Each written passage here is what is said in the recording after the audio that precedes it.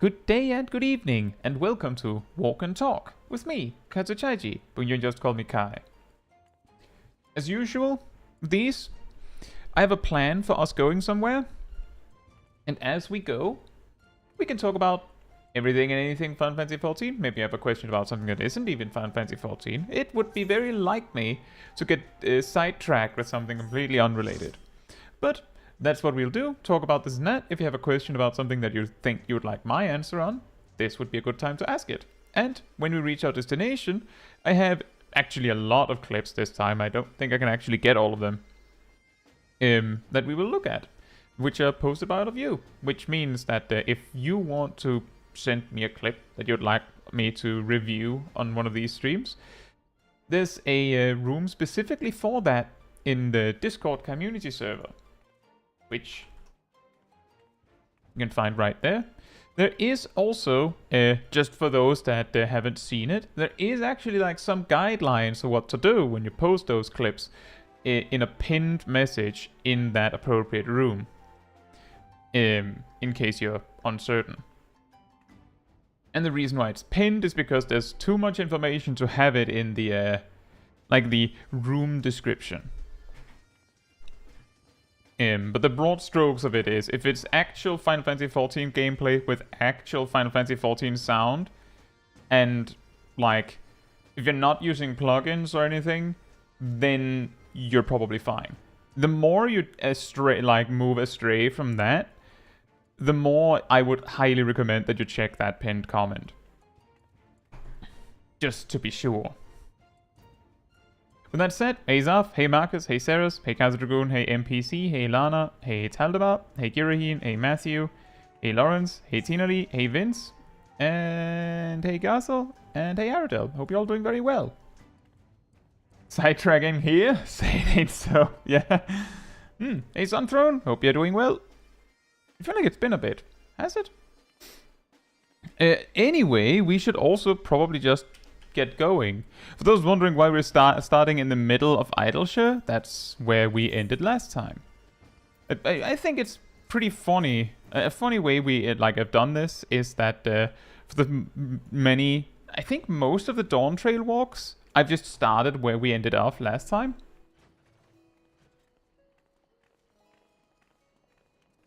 That also gives you a chance to know where I am before the stream starts without like watching like a hawk to try and find me. There's a reasonable chance you can find me, not fight me. There's a reasonable chance you can find me. Maybe if you find me in frontline.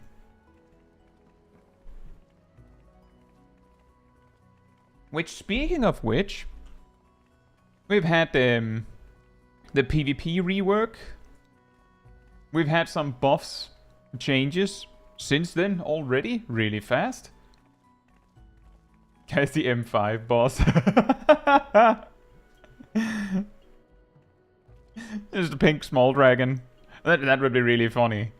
I would say it would be quite funny if any one of the like Arcadian raid bosses, that there's one of them that just appears that is like acts weirdly similar to like someone that the community knows, and their character looks weirdly similar to that person's character.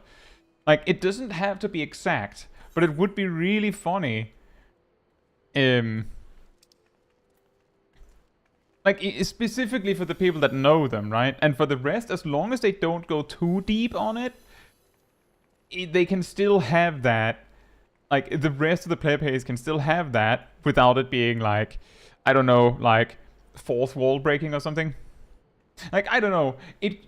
My point is that it doesn't even have to be me who's M5. I'm saying like, you could have M5, like just hypothetically, it doesn't even have to be M5. You could have like Mr. Happy or something. Like, wow, there's a Lalafell here. And it's a dancer, you say. Or a bard or whatever. I believe he plays ranged physical. And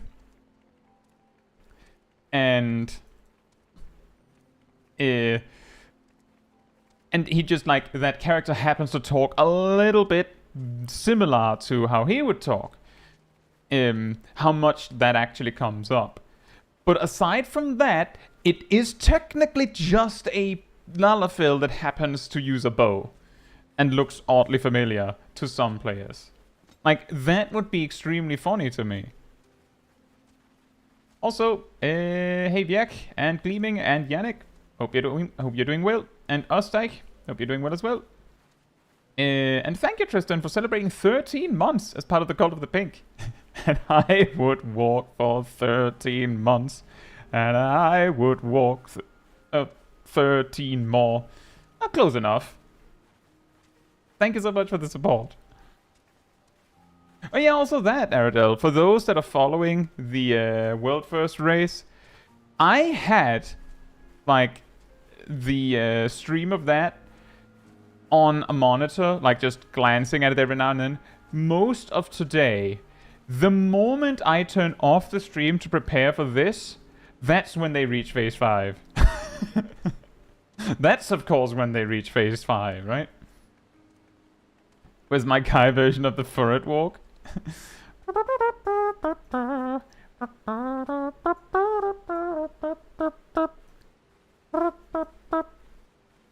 Hey Phil and Nox, hope you're doing well. And Sly Changeling, hope you're doing well as well. See, Bakujata in a mask. Well, then we would have seen it all, right? M7 is actually Valiamanda with a top hat.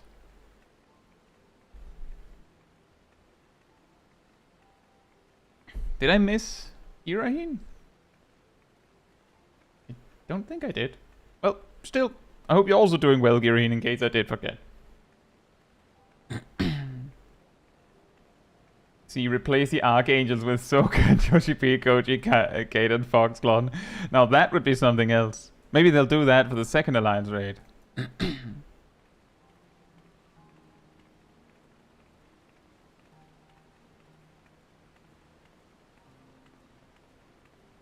It just happens to be someone very pink and an aura. Yeah, exactly. The final boss of Arcadian should be player character. That would also be pretty strange, actually. But it could happen. It'd be like at M12, it's like, oh yeah, the big boss of the whole place is like, actually we've been analyzing your combat tactics all this time. We've actually made a clone of you. But that would be really hard to make as a fight, I think.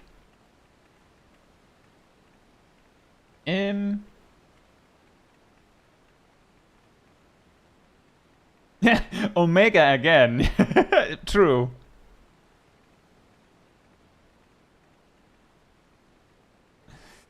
Look at me, I'm the raid boss now. If the final boss was me, it would just fall off the edge instantly. That would be pretty funny. The difficulty of the boss is relative to how good you actually are yourself. The Gleaming says, I watched a little bit of Raiden's stream yesterday, but I was sad they didn't want to show the rest of us the diagram they're using for planning strats. Well, in fairness, it makes sense that they wouldn't, because, like, I mean, they might want to show, like, the live stream of them doing the performance, but if they show how they plan, they also show how they plan to their, like, to the competition, and they might not want them to have that. It might also be too complicated to explain how, like, they use that diagram. So, like, it's, you know, maybe they'll share it once this race is over, right?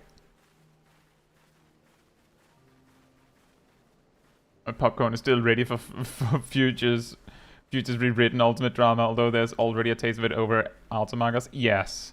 That one, I think it's justified nonsense, and what I mean by that is that I think it is pretty absurd that people are so quick to use plug-ons that a fight that isn't even done, like, it's not even finished yet, they're already, well, basically, like, kind of cheating, right? That quick.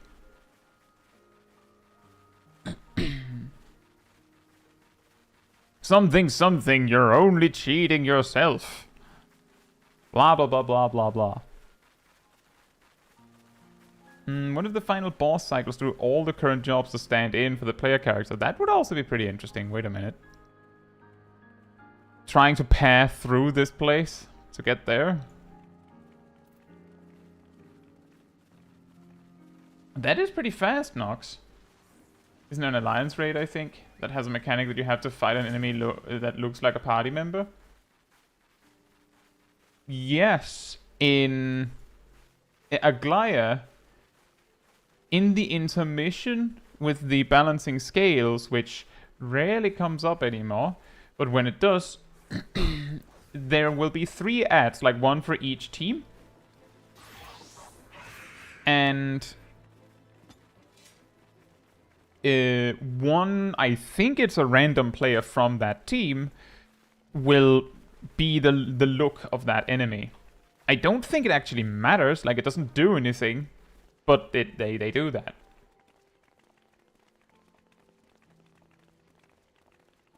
And that's fair gleaming.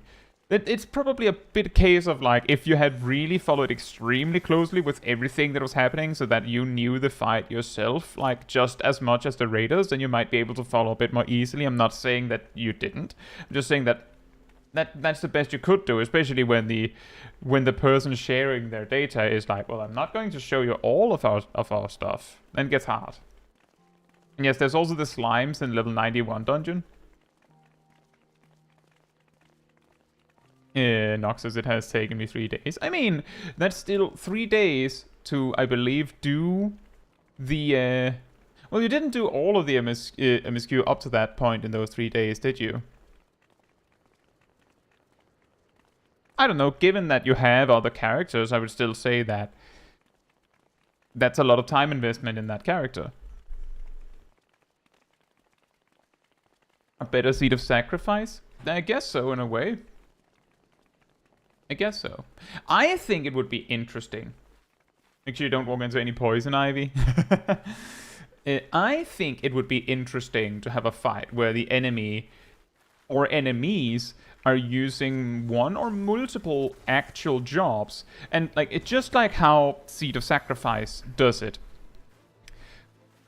But as an even more central mechanic. Like ultimately with Seed of Sacrifice, each thing that he does is a mechanic, and it's not like you're like, oh, he's going to use this paladin thing now, he's going to use this whatever thing now. It's just attacks that look oddly similar to player actions. Imagine if you had a boss where the things like it changed between phases by switching to different jobs. If it was multiple bosses, it would get a lot more complicated because maybe they don't switch to the same combination every time. Like if you had... Well, we previously talked about quote-unquote council bosses, but imagine you had a boss fight with 3 enemies. And just to clarify, imagine they have an effect that makes it so that they take extremely little damage from AoE, so you can't just Lamau cleave them. Like, it doesn't even have to be, oh, you have to split them. Just straight up, they take very little damage from AoE. And one of them switches between like casters and healer jobs. Aren't the guys in Juno doing this? Yes and no. They're using a select few actions from a game many of us have never played. So we don't know how accurate it is. But kind of. They're using the actions. They're not exactly switching between the jobs as far as I understand. But... Let me continue. One of them switches between like caster and support jobs maybe, so that they don't need a tank. Right?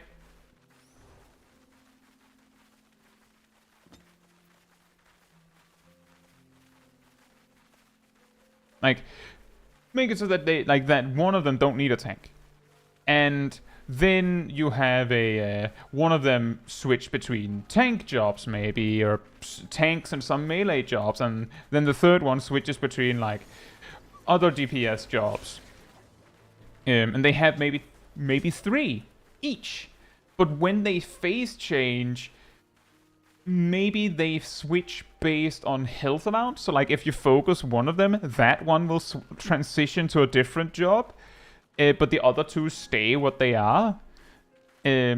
that way you might have a situation. Like, for example, that way could lead to a fight where it's like, well, I mean, the initial configuration is fine. Like, that's just how the fight is, obviously. But if you just burst down Mr. Tankman, then when he reaches like 33% HP, he switches to a job. And that job has a donut AoE that happens to overlap with one of the other guys doing a central circle AoE. So if you actually do it in that order, then like you actually need to get him down to 66% and then the other guy down to 66% so that they're not in those overlapping phases, because then you're going to die. Like, you could do things like that, and then you suddenly have to coordinate where you're dealing your damage to get them down in a certain order in a certain way. Maybe that could be interesting. Something that I was wondering about. I didn't pay too much attention to it, so maybe I just looked at it weird. But last time I was in Juno, I was there as Pictomancer. Someone else wanted to tank. And I was using AoE while the enemies were like somewhat clumped up. But it looked to me like only one damage number appeared. Am I stupid, or like did I look at it wrong? Do they not take AoE damage, or like what happened? No, I know, Ilana. I was talking when they were all 5 on the field, near the end. I was still only seeing 1 damage number. Most of the time. Sometimes I would see 2. Maybe it wasn't showing because of the sheer amount of damage numbers appearing. Like, maybe it's because there's 24 players all just going smash, and then the game is like a little bit overwhelmed and only showing 1 number. Because exactly, I also saw like 2 numbers, but it made me question, like, think about the fact that, I mean, that's technically an option. They could make a boss fight with multiple bosses and just go, oh yeah, by the way, they only take damage if you're their primary target with an attack. Like, they could do that. And then you wouldn't just mosh pit them. Like, there wouldn't be any benefit to that. I'm not saying they should do that with that boss. That boss would be... Like, if they do take AoE damage, then it would take 30 years to kill all 5, if they don't take AoE damage. Like, it would have to be balanced around that fact, that you can only single target them. Yeah, that was also what I was thinking, Ilana, was like, I was Pictomancer, I was standing a little bit away, maybe I wasn't paying that close attention. Maybe I was not maybe it was me that was just not looking closely enough. But just wanted to ask, just in case someone was like, yeah, that's true. We checked. They don't take AoE damage or something weird like that.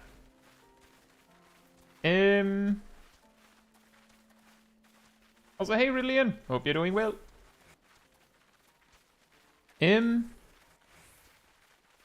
But yes. Also, hey, Judgment Dragon. Hope you're doing well as well. Yes, they reached phase 5 like an hour ago, I believe. In the ultimate world first race. It's pretty hectic fight, I'll say.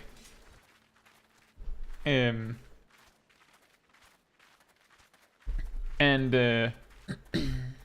I mean, my guess, based on what I've seen, what I've heard, other people's opinions, is that I wouldn't be surprised if there was a total of 6 phases, not 5. But then, like, ultimately, the information that I've seen that makes me think there's 6 phases, like, it isn't clear evidence. So there could be more. It could also be phase 5 is the last one. So we'll see, I guess, when it happens.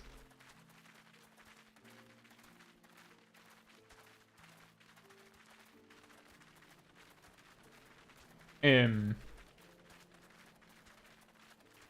speaking of those references in before phase 5 of 15, The fight just keeps going and going and going. Like, it just keeps digging deeper and deeper. We see like 3 weeks in, and some groups still working at it. Like, oh man, there's still more. It's phase 12. Each pull is like 45 minutes. You have enough time for 2 pulls.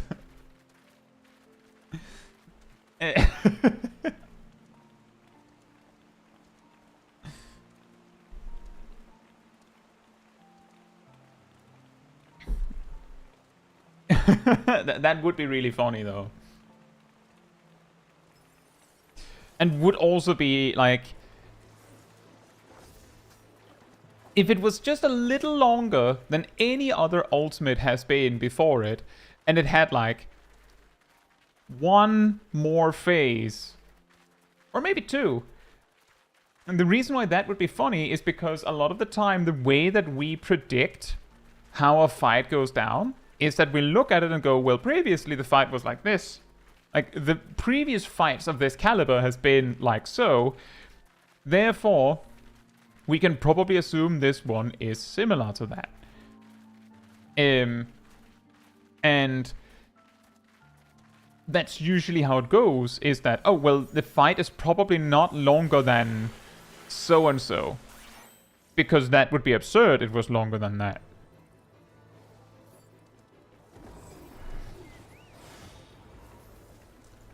And just moving the needle enough that it's like, no, actually, it's perfectly possible that it isn't exactly what you'd think. Would be funny.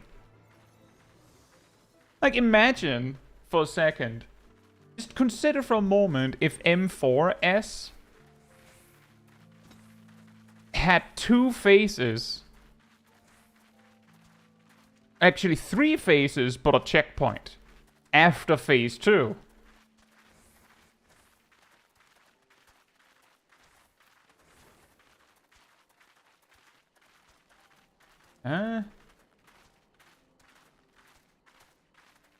Enix says, not gonna lie, the solution to make markers not movable in combat is rather disappointing, especially that plugins don't care for that. Was it about that?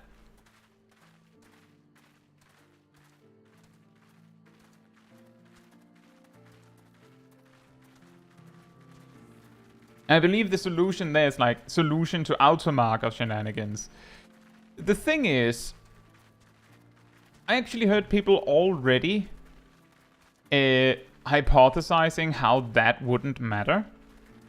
As in, if they made it so that, this is a little bit of a jump back because we're briefly talking about auto markers, is that if the development team made it so that you can't move markers in the middle of the fight, as in, like, player markers like this, that would first of all make those markers pretty pointless for the most part.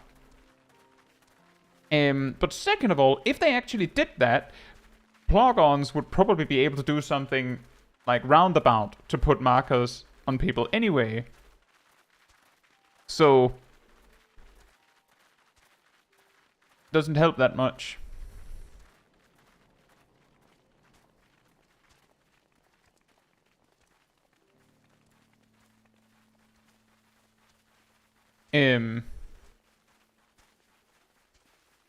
So that is why, like, a big annoying part is that why can't people just, you know, not do that? But whatever, as I said, you're only cheating yourself. Yeah, exactly, Viek. Exactly. Yannick says, my last alliance, I had an interesting thing happen. We wiped to the last boss on 5%. But the tank insisted on soloing as if it was a dungeon boss. I believe their alliance kicked them after like a few minutes of them refusing to wipe despite being asked in chat. I mean, their alliance, like I think that is the terminology. You have Alliance A, Alliance B, Alliance C, right? But that is pretty... I'm actually pretty shocked that a lone tank could just survive for that long against that boss. I'm pretty sure the boss has a reasonably regular stack marker and stuff like that they wouldn't be able to handle, surely. Although with 5% left, I wonder how long it would take them.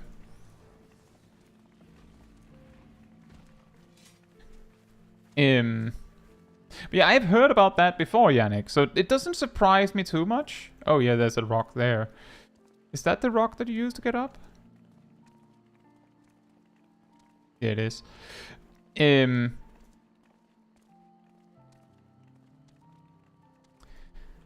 It's not the first time I've heard about this. I think I might have told this story before, but I heard of this story of a group on P9N. P9N, which is, you know, eat, fight, that guy. And this tank, which I believe was a warrior, also the story went, deliberately, like, messed up mechanics to, kill off people in the, in the raid. Like, that might sound like, wow, that sounds a little absurd. How would he get away with that? Well, I mean, he only needs to kill off anyone with a res. And if he can manage to do that fast enough, either by accident or deliberately, then he can gradually pick away at getting rid of everyone else, quote unquote, by accident. And that, as the story went, he was the only person, or that warrior was the only character left alive by the time the boss was at like 50% HP. And they're like, the raid team, of course, said to wipe, and they refused. And that's when players then started writing reports. Thank you, Felix. Hope you're doing well.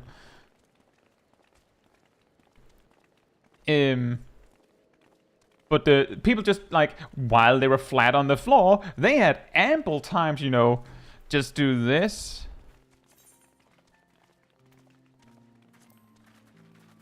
I do believe that you can, like, harassment is the closest one here, I believe. But you can go in and find a more specific report reason. And these people then reported this warrior. And in the middle of the fight, the warrior just poofed out of existence. Just gone. Presumably to, what's it called, Mordian jail? And then, like, of course, the boss reset, the raid wiped, and they could find a replacement tank. And yeah, Marcus, they do work fast. They actually do say that you should, like, that if you can, try to report the player while they're still actively doing the thing. Which means, like, to take other examples, if someone is deliberately AFKing in a frontline match, yes, you might be able to vote kick them. But what you could also do is, like, if you have a chance to do it, because the problem here is that it's pretty hard to write a report while in the middle of a PvP match without you now also being AFK, effectively speaking, right? But if you can write the report while the match is still ongoing, the GM would hypothetically, possibly be able to just look. Like, maybe they would be able to enter that instance and, like, just take a look and go, oh yeah, they are AFK, they're just standing there. And they take a step forward every 5 seconds. That doesn't really count as not being AFK. You're coming with me. Which is a lot harder after the fact. Where do you see the menu again? System, support desk. And the simple one is just go to contact us and then choose the one that makes the most sense. Like, report harassment is general stuff that isn't allowed. Report cheating is obviously for cheating. Report a bug is, of course, just a bug. Leave a suggestion. I've heard that it's better to just go on the forums for that. But if you go in here and see the frequently asked questions, there are more specific report reasons that you can use to, like, clarify. And also, thank you, Ardell. I did indeed make a video a while back about how to report.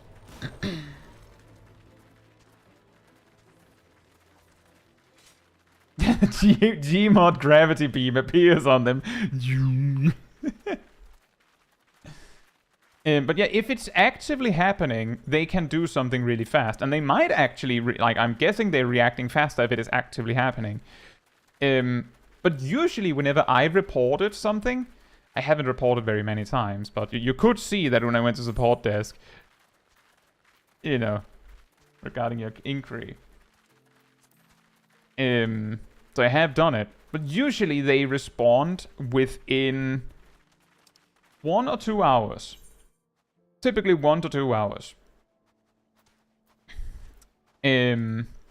But, and I think this is like, the awkward thing with this is that on the one hand, part of the reason why a lot of players don't believe in the report feed, like in the report system in general, is because you report someone for being mean to you. Like you report for harassment, they said something mean. And the next day you see that they're still in Limsa calling people names.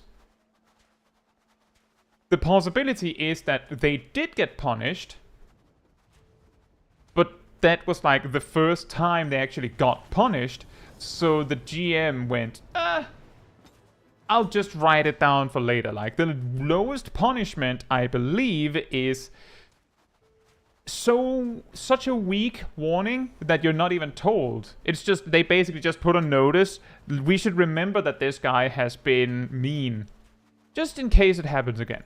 And then if it happens again, they might actually say something to the person. And if it happens again, they might actually like start and escalate it. But if you generally don't do anything bad, then as far as I know, you have to do something extremely bad to actually skip over those initial barriers.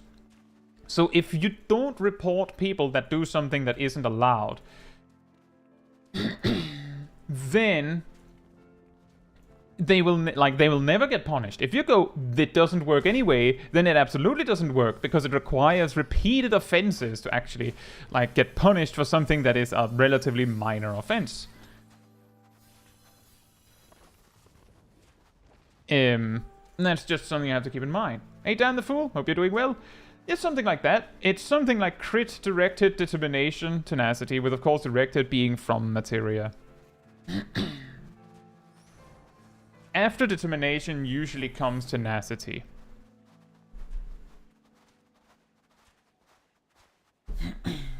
But that's also for tanks that it is that specific thing. Hot stove rule. I don't know what that means. But yeah, no worries, Vince. If you need it for reference later, Aradel did post a link to a video where I demonstrate in detail from how to open the support desk to how to report, like how to write a report, including the information to put there, because once you open a report, it can be a little overwhelming. Like you go here, report harassment, and boom, you might go, what do I put here? I have a demonstration. It's of course a joke demonstration, it's not a real report, but it shows you how to do it in detail. In case you need it, and that goes out to everyone. I think the biggest irony with that video is that 1 or 2 people wrote comments offensive enough that I used the YouTube report feature on them as comments in that video. Like, that's incredibly ironic. Like, I don't know what they expected. It's basically a video going, I know what to do if you're mean to me. And then they go, alright, prove it. And I go, you got it. Easy. It's actually very easy to report someone for being rude and harassing on YouTube. By comparison.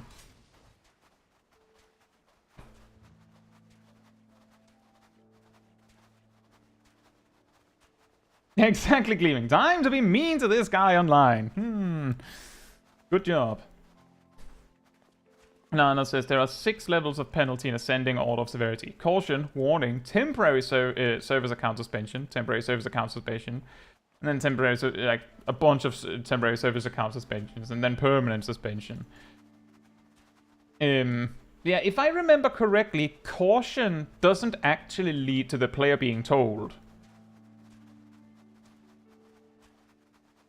Like, if I remember correctly, the way it goes is that caution is the we'll remember that for later, whereas warning is don't do that. It's also possible caution is the one where they go, hey man, you can't do it like that. Like you can't tell people that. the saying goes, do not poke a sleeping pink dragon. Yes. Let's see. That says in RO, I reported someone for mobbing, and the GMs were like, well, technically, you're also mobbing. Because the person I reported ran all the enemies on top of me. That's, bad GMs.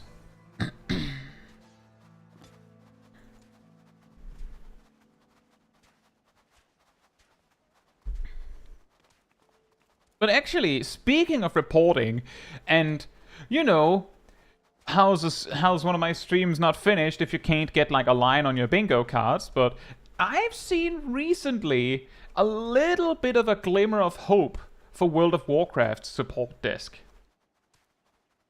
Because I saw someone recently having trouble with having gotten...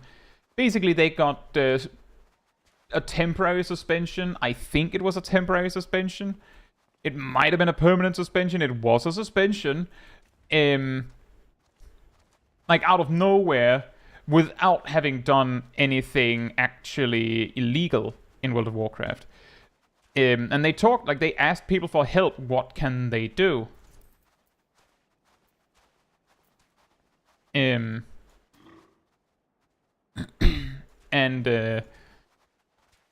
eventually, the player... Where is it we're going, by the way? We need to get up there. I can't remember the path. But eventually, they got a response that that an actual human had sat down and actually looked at it and gone, oh, this doesn't look right.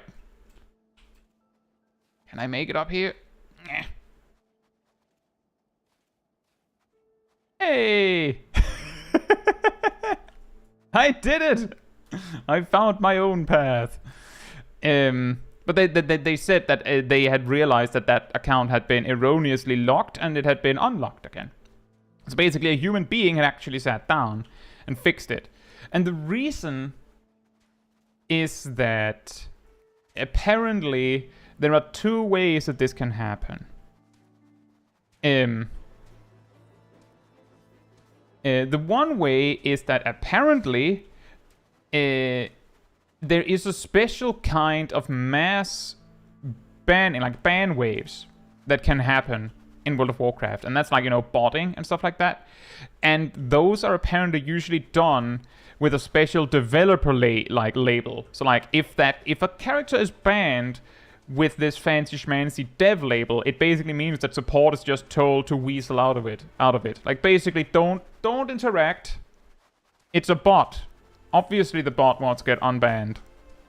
Don't talk with them. Don't communicate. Which possibly is part of the source for all the absurd support desk things that happen. But the concern is, of course, that some percentage of those situations are legit players that end up in this situation and then just get the Lomal nope response, right? Which is not good. The other way it happens is that World of Warcraft has an automatic suspension system. If a person gets reported over a certain number of times in a very short time span, they basically get... World of Warcraft does the equivalent of their Mordian jail. You just get yeeted to jail until a GM has time to look at it. Because clearly there's a problem here. Like if someone is doing something so bad that 50 people report them in an instant, then there might be something happening that needs to stop. The problem is that it doesn't work if it's 50 bots, right? It's actually 50 times one person. And there's nothing wrong. It's just that the bot person just wants you out. They just need to make you leave. That's what they want. And that's where that kind of system starts to break apart when people abuse it.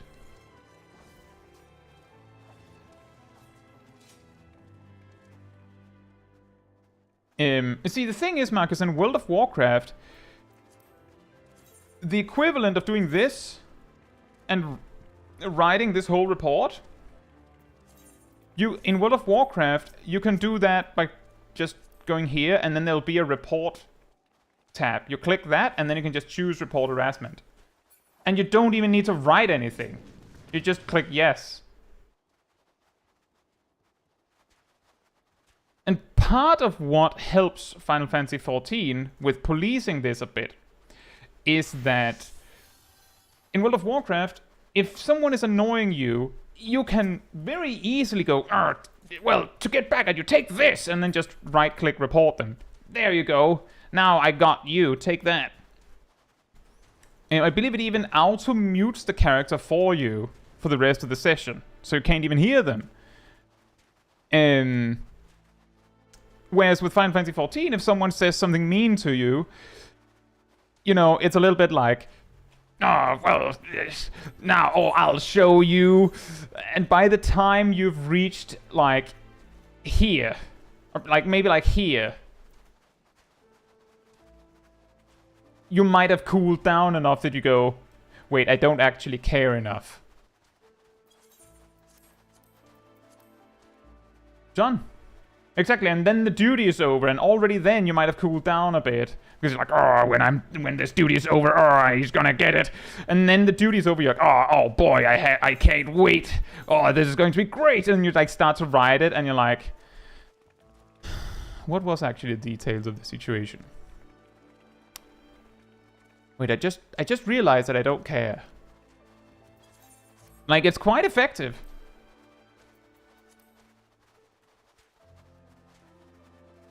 Exactly the difference between an angry letter and a Twitter post. Like, the Twitter post just send, done. The angry letter, like, you have to get out your ink feather and write, and you have to like prepare the pigeon. A real project just to complain.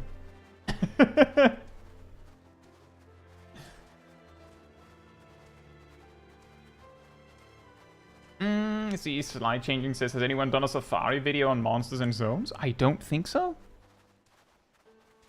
And yeah, thank you, Ilana. I have actually looked at the various, like, report things. Like, I'm pretty sure that video with the, with how to report someone actually features, like, actual excerpts from the, like, game guidelines and whatnot to explain it. Because it isn't as clear-cut as you'd think. Like, the weirdest thing is that reporting someone for kicking you, like vote kicking, is a gray area.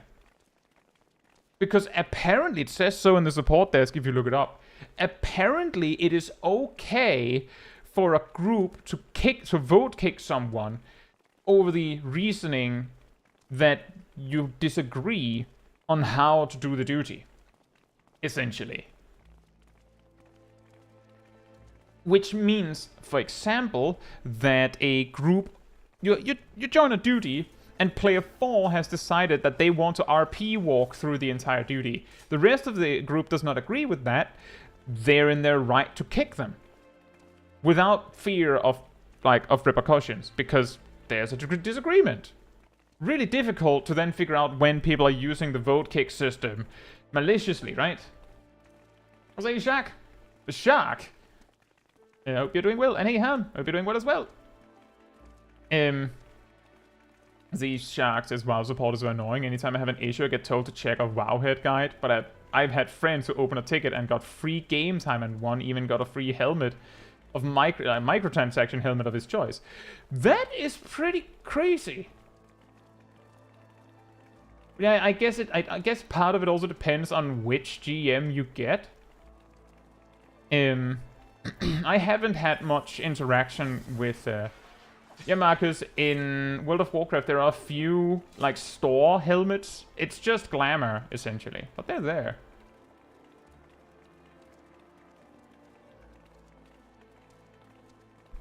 Let's see, Yannick's... in the PvP MMO I play on and off, I only received one temporary ban. For context, support desk there takes 1 to 2 weeks to get a response. Wanna guess what I was punished for? Marcus is saying mean words. Yannick says kinda, saying that the admins are I think that's really, like, I will say that it's in retrospect, you gotta admit that it is pretty funny that you suddenly got, like, just roundhouse kicked immediately almost for saying that. However, it's also a little sad that that's what gets them out of their chair, right?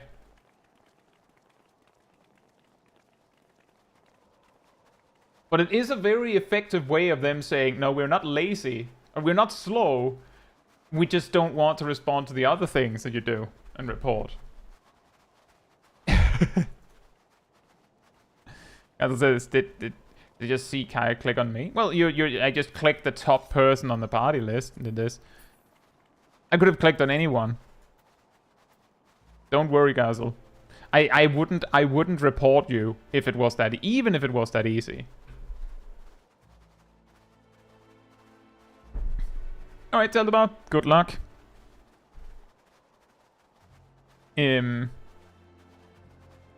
Exactly, Marcus. I already said this, but yeah, basically, the fact that you have to explain the problem that you're reporting someone for means that you have to put into words what the problem is. And that already makes it go from, he's a big meanie, he's gonna get it, to, well, what is actually the problem? What is actually the problem? Which is also the reason why whenever people talk about they can't be bothered to report someone, like a particular thing that I've seen people say as an example is that if they see someone AFK in frontline, they'll just vote kick them and that'll be that. I say as a counter to that, you can vote kick them, sure, but you should report them. Like, afterwards, report them anyway. Because if you just vote kick them, then, okay, they didn't get to benefit this time, but they didn't actually really get punished. They just didn't get rewarded for the, like, bad person behavior they were doing, right?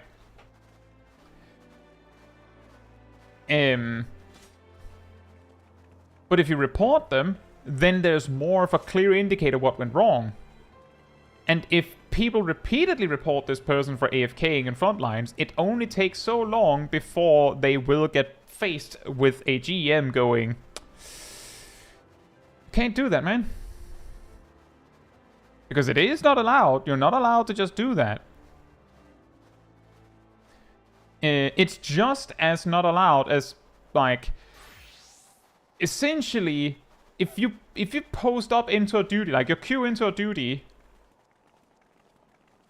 and you enter the duty, and then you're just AFK, yes, people could just vote kick you when the time's up, like when vote kicking is possible, but they're still in their right to report you for, let me see, whoops, let me see if I can find the one.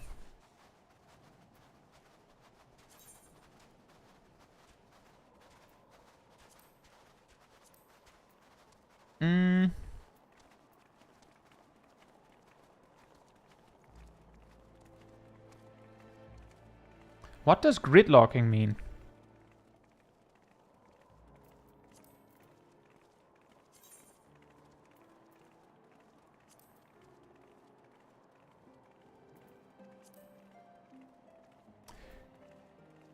Entering a duty and then just being AFK. Sometimes what'll happen, and this can happen, I'm not ignoring the possibility. Sometimes you'll click yes, and then life happens. And you just, I have to run. I don't have time to tell them that I have to run. I just have to run. And maybe you'll, like, just Alt F4 close the game, like just exit the game. I mean, don't click that. By the way, that is this shortcut on PCs to shut down the program you have running. Careful. But you just, like, quickly close the game, so when you get in, like the others get in, they see that the tank, I don't know, is disconnected. And after a time, they'll disappear. Maybe the players will wait, see if you come back. Maybe they won't. Maybe they'll kick you immediately. Fair, like, fair is fair. But if you just leave, then your character's just standing there like, what's going on with the tank? And after a while, they might kick you. They might report you for this. They might also not. But if they do report you for this, the argument for doing so is refusing to participate in the completion of an instance, which is technically also the same reasoning for reporting someone for AFKing in frontline.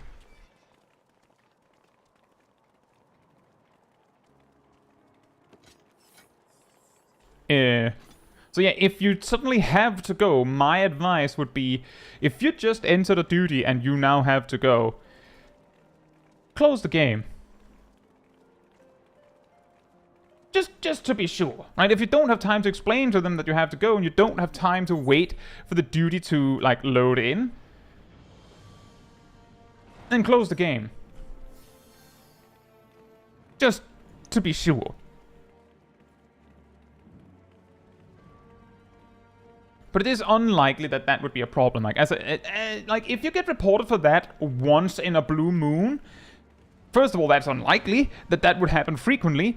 But, like, if you're not doing it deliberately, it is unlikely that there would be enough, like, reports that you would actually get punished for it. And that's also true, Osteig. I was just, like, trying to make a point that if something happens that is that sudden, like, when, like, what I mean is that, like, who knows what it could be?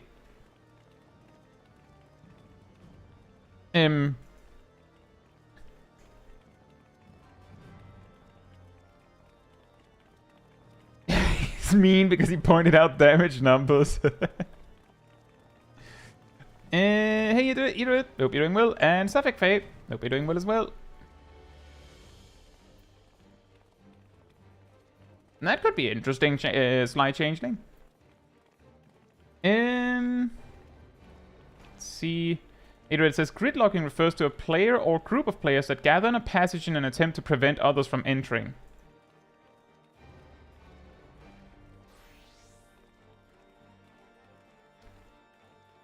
Is that possible? Can you do that? Can you do that? Yes, technically you can. Yes, you can do that. If enough players enter a zone... You know, it's just, that was, I think that was what I was thinking of as a strike, and also something else. If enough players enter a zone that there isn't instance space for, you know how, like, when there's multiple instances, sometimes when there's a hunt train going on, and a zone might get so overwhelmed that there's difficulty actually entering. But hypothetically, if you had enough people, you could have basically lock down a zone so that no one can enter. One thing that I've heard about with this was exactly, I think with Asmongold, it was people using huge mounts to block his view so he couldn't see. But there's also been cases where, I'm not sure on the details, but I have heard cases where a too large amount of bots managed to clump up in the same zone that they were blocking themselves. Like, no one could enter because there were too many bots, which also tripped up the bots themselves, ironically. But yeah, you can do that, but it is rather specific. Zav says, I had someone stand on top of Alphino in the AR MSQ using the big turtle mount. Had some difficulty to choose the NPT to talk to them.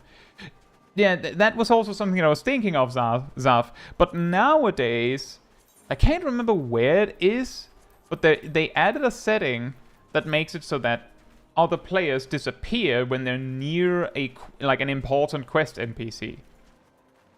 Yeah, but that's really recent.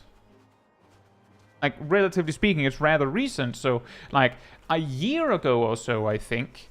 Maybe a little bit more than a year ago. I can't remember exactly which patch it was added, but yeah, probably a year ago, this wasn't an option in the same way. So there, someone could really get in the way with Big Turtle. Like, you can use things that, like, click through players. But it's still really annoying. It was added in Dawntrail. Oh, okay. Hey Rust, hope you're doing well. FFXIV says, I have a warning on Final Fantasy for misusing the novice network because it was against it being used as a mentor chat room. That is weird. But also a difficult one, because in a way it is a mentor chat room. And I think it also, like, I don't know how you said it, and if you said it in a mean enough way, like, even though that's what you technically feel like you got warned for, it might have been a combination of things. I don't know.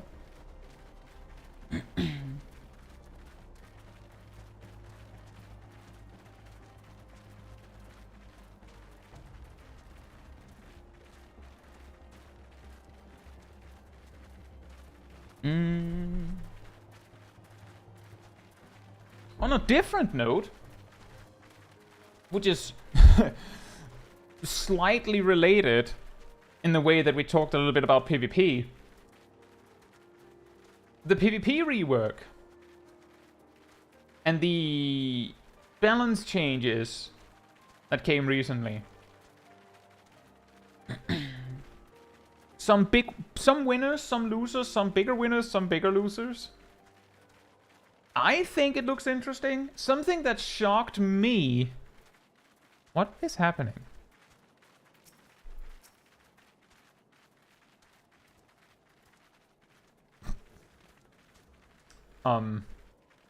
Speaking of bots, am I right?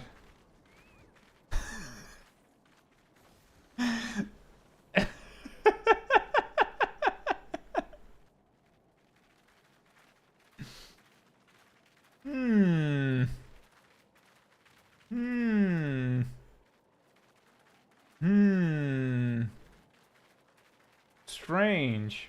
Anyway, yeah, caught on stream.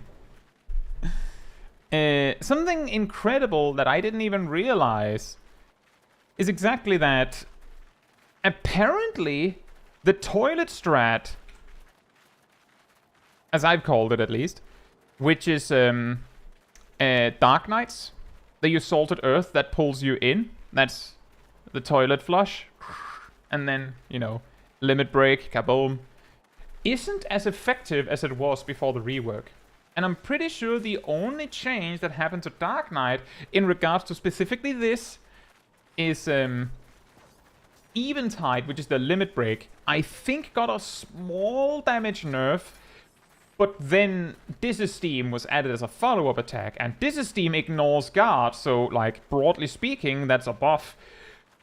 But they buffed Purify in two ways. The first one is that it also makes you immune to knockbacks. I'm pretty sure it didn't do that before. The second thing is that the cooldown of Purify was reduced to 24 seconds from 30. Technically, Purify also got nerfed because the duration of the crowd control immunity was changed from 5 to 3 seconds.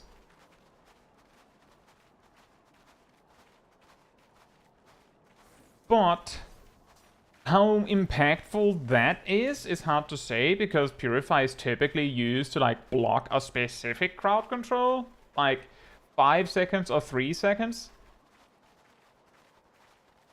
Like, yes, it is weaker, but you get it more frequently, which means that you can stop crowd control more frequently.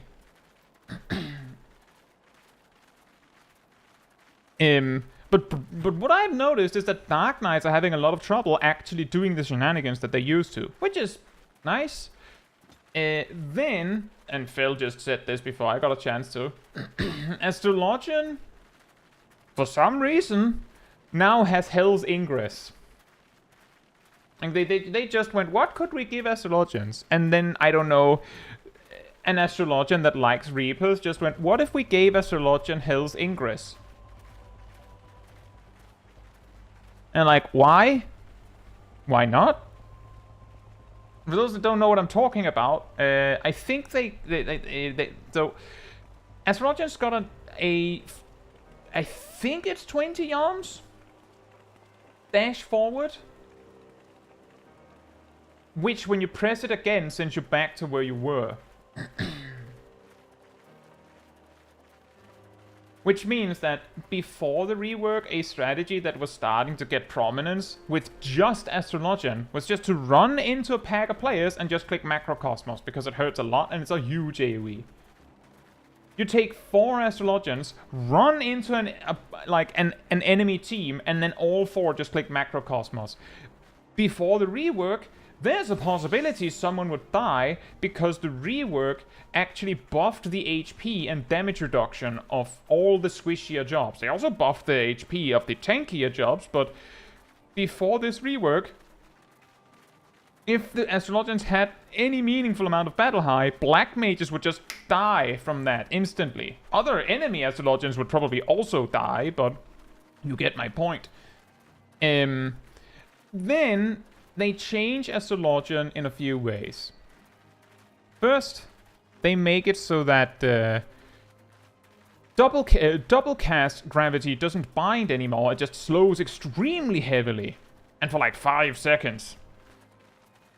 Then they replace the random cards that give a buff to the Astrologian and their party to it being Lord of Crowns or Lady of Crowns as an AoE damage or AoE healing. And essentially, an Astrologian could draw a Lord of Crowns, just hold that, and then when they see an opportunity, teleport in, Macrocosmos, Lord of Crowns, draw another card, see if that's also Lord of Crowns, they just play that too, and then just teleport back to safety. That does like 30,000 damage. Nearly. And they can also double cast gravities, they just go gravity. So they have a lot of AoE damage going for them. Hey Kylan, hope you're doing well. And we're talking a little bit about PvP. Now, I'm just saying, I did a frontline match as that busted Astrologian the day before the patch. Like the patch that with the balance changes that we have now. I hardly knew what I was doing, and I was like top 3 on damage. From just doing exactly what I just described. See a bunch of enemies that are a little dangerous, double gravity. See a bunch of enemies that I'm not afraid of. Dash in, crown, macro, crown, back. Exo0, hope you're doing well. It sounds like you are. Good luck with your prog. And then, this patch, Astrologian did get nerfed. The gravity slow was reduced in duration quite severely. Does that change much? Not that much, but it does change things. But not that much. But it is a nerf, and let me just put it like this. What I'm trying to get at here is that a small damage nerf or a small damage buff can be pretty significant, because sometimes it is just 1,000 or 2 that is what makes or breaks, like what makes the difference. And a few jobs that were doing really well got a nerf, and a few jobs that weren't doing super well got a buff. And the job that I've noticed most significantly is Viper, which some of you have seen that I've shared on the Discord, my results with that. Viper got 1,000 more potency on basically all of their OGCD attacks. You know, you use what's it called, Blood Coil, then you get, I believe it was 3,000, now it's 4,000 follow-up punch, and that follow-up punch ignores guard.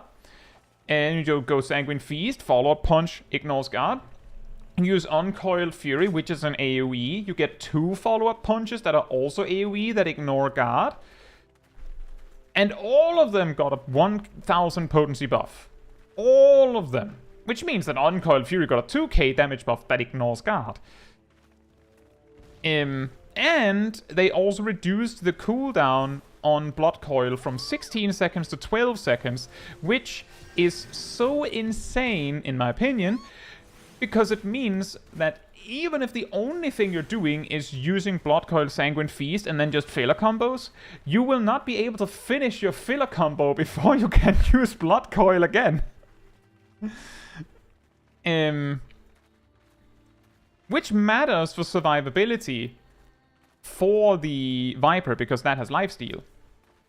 And it's also a faster way to charge your limit break, because every follow-up attack charges your limit break a bit, which means that Viper is very, very frequently limit breaking, which is what makes or breaks them. Their limit break does all of its damage in an AoE, which means that you basically just throw a meat grinder at the enemy. If the enemy doesn't stop or kill the Viper, then the Viper is just there doing like 52,000 AoE damage over some seconds. And that's ignoring the damage bonus that it gives. And the fact that a large part of that damage ignores guard, again. Which means that Vipers often, like, if they have the chance, they'll just dash into a crowd of enemies. And if you don't kill them, they get many assists and potentially multiple knockouts just by flailing their arms wildly.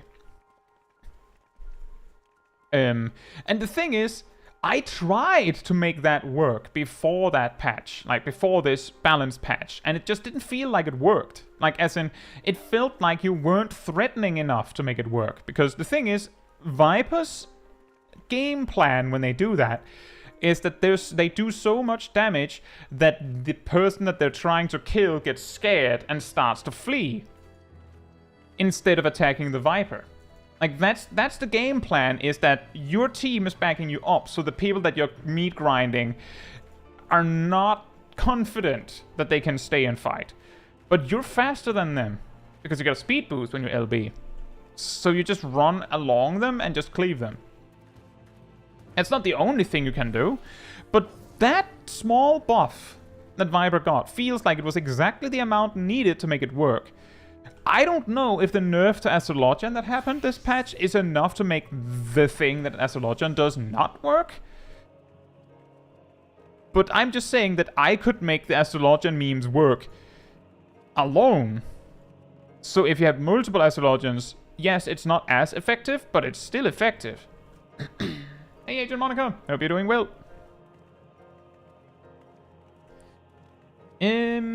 He felt is kind of surprised Red Mage caught a nerf because I felt like it was pretty balanced.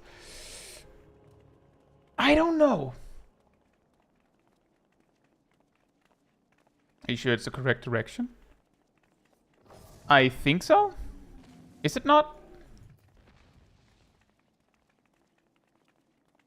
Is it not this way? I can't remember now that you mentioned Gazel. Are you sure it's this way? Are you sure it's not this way?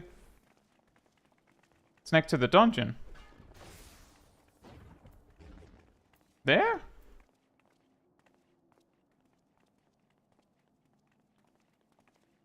Are you sure?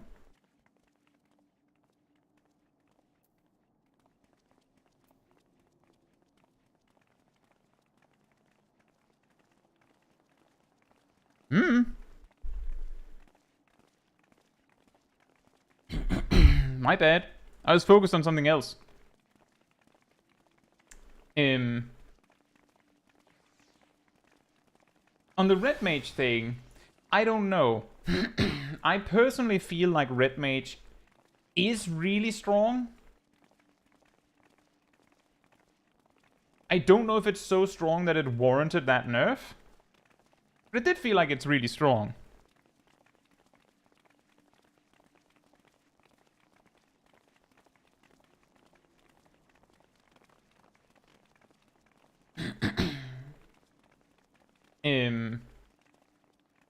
I'm surprised they got a general nerf instead of just a melee combo. Well, with Red Mage, I haven't played Red Mage like a huge amount since the rework, but before the rework, and I would say that Red Mage still has like the same game plan, like broad strokes, the same game plan. Their strategy is kind of like an all or nothing kind of deal. Like, they use everything in one big burst to kill this guy. And in frontline, they might make use of Grand Impact that they have very frequent access to just AoE people. But ultimately, like, the game plan is use everything, kill that guy. Which means that if the melee combo, quote-unquote, is the problem, then it isn't the melee combo alone that is the problem. Because Embolden both gives the Red Mage a damage buff, and I believe they also take less damage. Which means that gives the Red Mage cover to do that. And that's just one of the things. I can't remember... Beacon Keeper, right.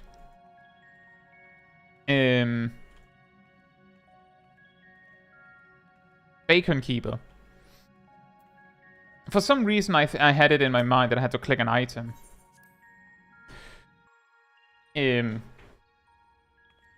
But because the Red Mage is like the whole package is what makes it a little crazy combined.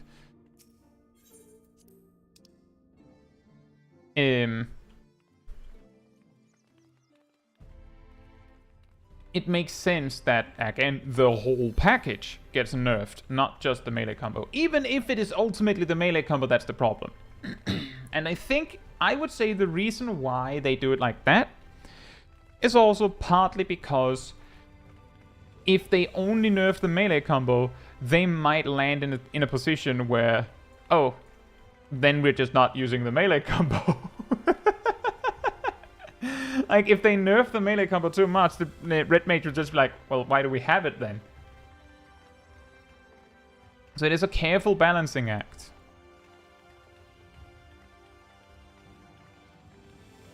Brilliance is where do I go?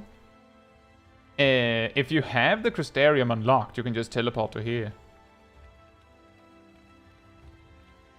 In Crystalline Conflict, Red Mage is and was an annoying piece of ground control that just didn't die while jumping into the backline. I mean, they can still kinda do that, but the fact that they then nerf Embolden a bit kinda makes sense, right? Exactly, they just spam Jolt, because Jolt Grand Impact is actually pretty good. And that's actually what I've been noticing, is that Red Mages sometimes... We're trying to find the in-game zone switch. Apparently... You go there, and then there's a guy next to a boat, and that sends you somewhere, and there is a beacon keeper that you can talk with, and they send you onward to the next place. But yeah, what I have been noticing is that Red Mages sometimes do absolutely insane amounts of damage in frontline. That could be melee combos into AoE scorches, sure. But I have a feeling that there's also a good chance that it's also Grand Impact. You just go 1-2, 1-2, 1-2, 1-2. Repeated Grand Impacts. Reasonably effective.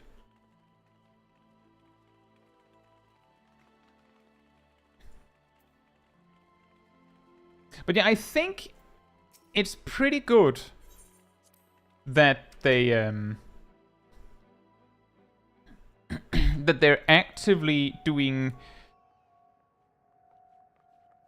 And it'll still balance the mana. Well, actually, Marcus, in PvP, Red Mages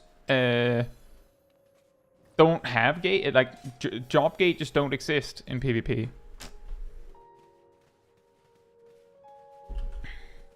There's just a limit break gauge. Wow.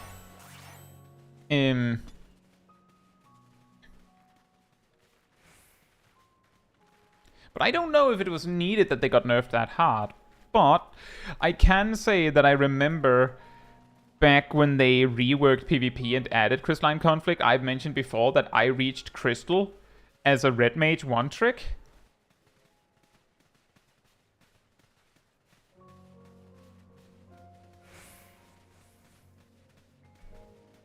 And the thing that really made it all come together was exactly that resolution at that time was a 3-second silence.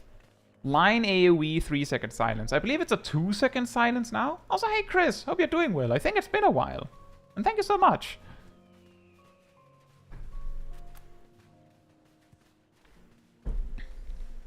It's a little weird with the algorithms and stuff. But as far as I know, it does help to like streams. It tells the algorithm this is an awesome stream that people should watch. So it is very much appreciated. Thank you all for that. And that's true, Ham. The main reason why it matters and why it is such a substantial difference is because before, if you couldn't reach melee range, then Red Mage just kind of stood there throwing single target spells. So their, like, ranged alternative being at least 50% AoE is very significant of a buff. Like, it helps a lot. It also helps that they don't have to choose between damage or defense anymore.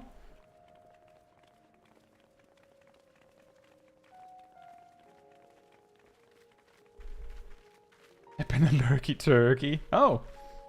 A lurky turkey. Fair enough.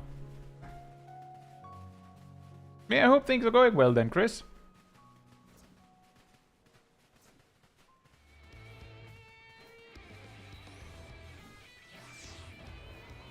And that the fact that Grand Impact isn't that much AoE damage is also what made it difficult for me, huh?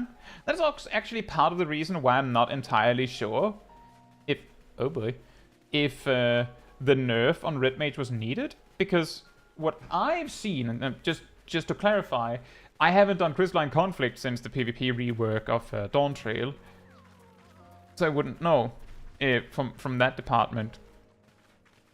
But when I've tried Red Mage in frontline, it didn't feel that oppressive or strong. It was like, it's fine. It's fine. It's fine.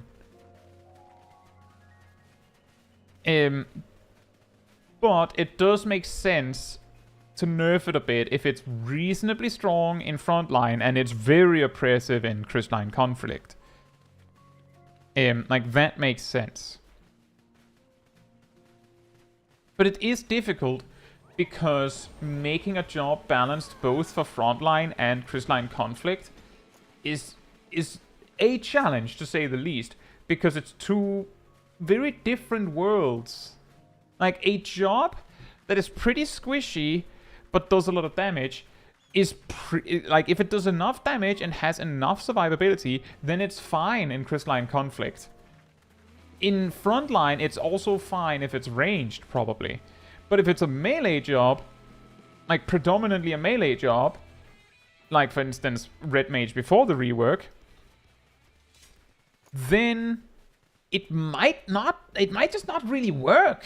Right? Like, it might just not work at all, even though it's good in Crystalline Conflict. It might be terrible in frontline. Things like that. Meanwhile, jobs that are crazy good in frontline might not be that amazing in Crystalline Conflict, and if you balance a job around one of them and then nerf it, then it might be useless in the one where it wasn't as good. So it's a really, really difficult balancing act. And, I mean, the easiest solution, I would say, from the development part, would be to like how they have been doing things is that they've given jobs built-in damage reduction in frontline. However, it surprises me that it isn't more extensive than that. It is pretty extensive. For those that don't know, the way that these modifiers work in frontline is that most ranged jobs, if not all of them, I can't remember how they changed Dancer and Red Mage right now, but basically all ranged jobs take 30% less damage while in frontline.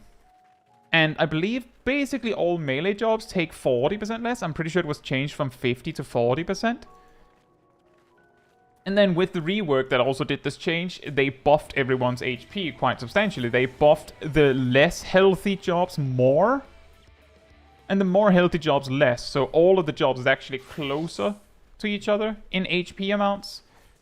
Like, the particular things that matter is that before this change, I believe Black Mage had 48,000 HP on the dot, which isn't, like, doesn't sound that bad when a lot of jobs had like 50, 51,000, 52,000. But it is a problem because many jobs could do, you know, 4 times 12,000 damage in a combo. Like a monk, before the rework at least, they might still be able to, but before the rework, they could do precisely 48,000 damage, give or take, in such a short instant that the Black Mage didn't actually have any counterplay beyond, oh, if you guard beforehand, oh wait, maybe if the monk uses Limit Break, then it doesn't matter. Maybe if the Black Mage uses Burst beforehand, but, well, then the monk can just wait for the barrier to drop and then you die. Like, I remember this. This has always been a problem for Black Mage and Red Mage. I hate it when my opponent in Crystalline Conflict had a monk when I played Red Mage only, because every time I tried to do anything, the monk would just deny it by, first of all, kicking me away, and second of all, just killing me in return. And while I could probably also kill the monk, because Red Mage before the rework had an absolutely astounding burst, at least way back in Season 1 for certain, but it took longer, and the monk basically, their combo basically was them going, my turn, and then you die. And then they go, okay, your turn. Oh, you're dead. And then you get back to the field and the monk has saved their LB just for you. The moment they reach Phantom Rush in their 7-step combo, they just like, they get like inner release, red glowing eyes. They turn to face you and go, are you ready to go back to spawn again? Very annoying. You can of course play around it somewhat and your team can help you, but it does suck that you're basically helpless on your own. But with the HP buffs of this PvP rework adjustment, I'm pretty sure that there is no job that can insta-gip someone else just like that. Maybe Machinist if they go like Analysis, Drill, Limit Break on someone in Crystalline Conflict. But I mean, you see the damage from Drill, then it's your fault. you didn't heal yourself. By the way, we're not actually going to the empty because I'm pretty sure we can't see each other if we go there. And there's a little hangout here. But in addition to the damage reduction in frontline, there's one more thing, one more tuning knob that they use. Every job has a damage output multiplier.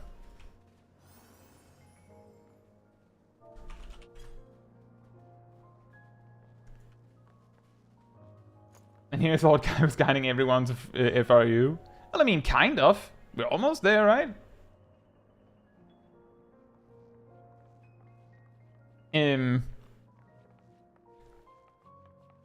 Which led... So this damage multiplier means that every job will do somewhere between 0% less damage to maybe like... I think the biggest one is 20% less damage, which, broadly speaking, is that they look at how a job performs in Crystalline Conflict, hypothetically, and then they go, okay, well, if this was frontline with a lot more players, we need to nerf that a bit. Like, we just tune that knob a little bit in the other direction, which led to the hilarious incident of Paladin's rework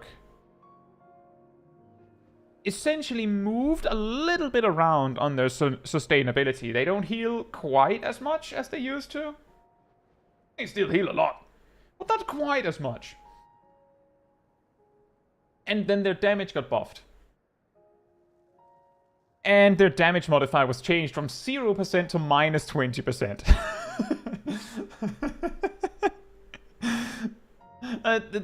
There was something incredibly funny about them just going, here you go, take back C's. Just immediately, just, now you do more damage in Crystalline Conflict, but not in frontline.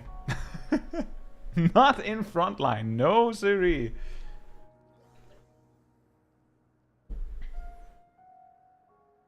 With drill nerf and the max HP increase, analyze drill plus marksman spite can't one shot. Oh yeah, that's true. They changed drill from 20,000 to 16.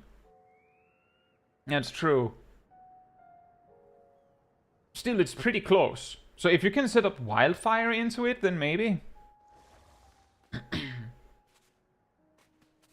Paladin having a reason to exist in frontline is a myth. I've had pretty good success with Paladin in frontline. It's just that they are not that good on their own in frontline. They're not super strong on their own.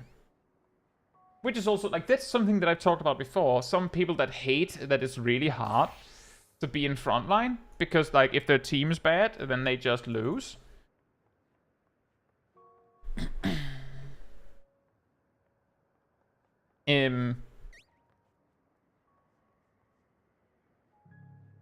ACG, hope you're doing well. It's going pretty well here. We just reached our destination, approximately. You're talking about some of the PvP changes.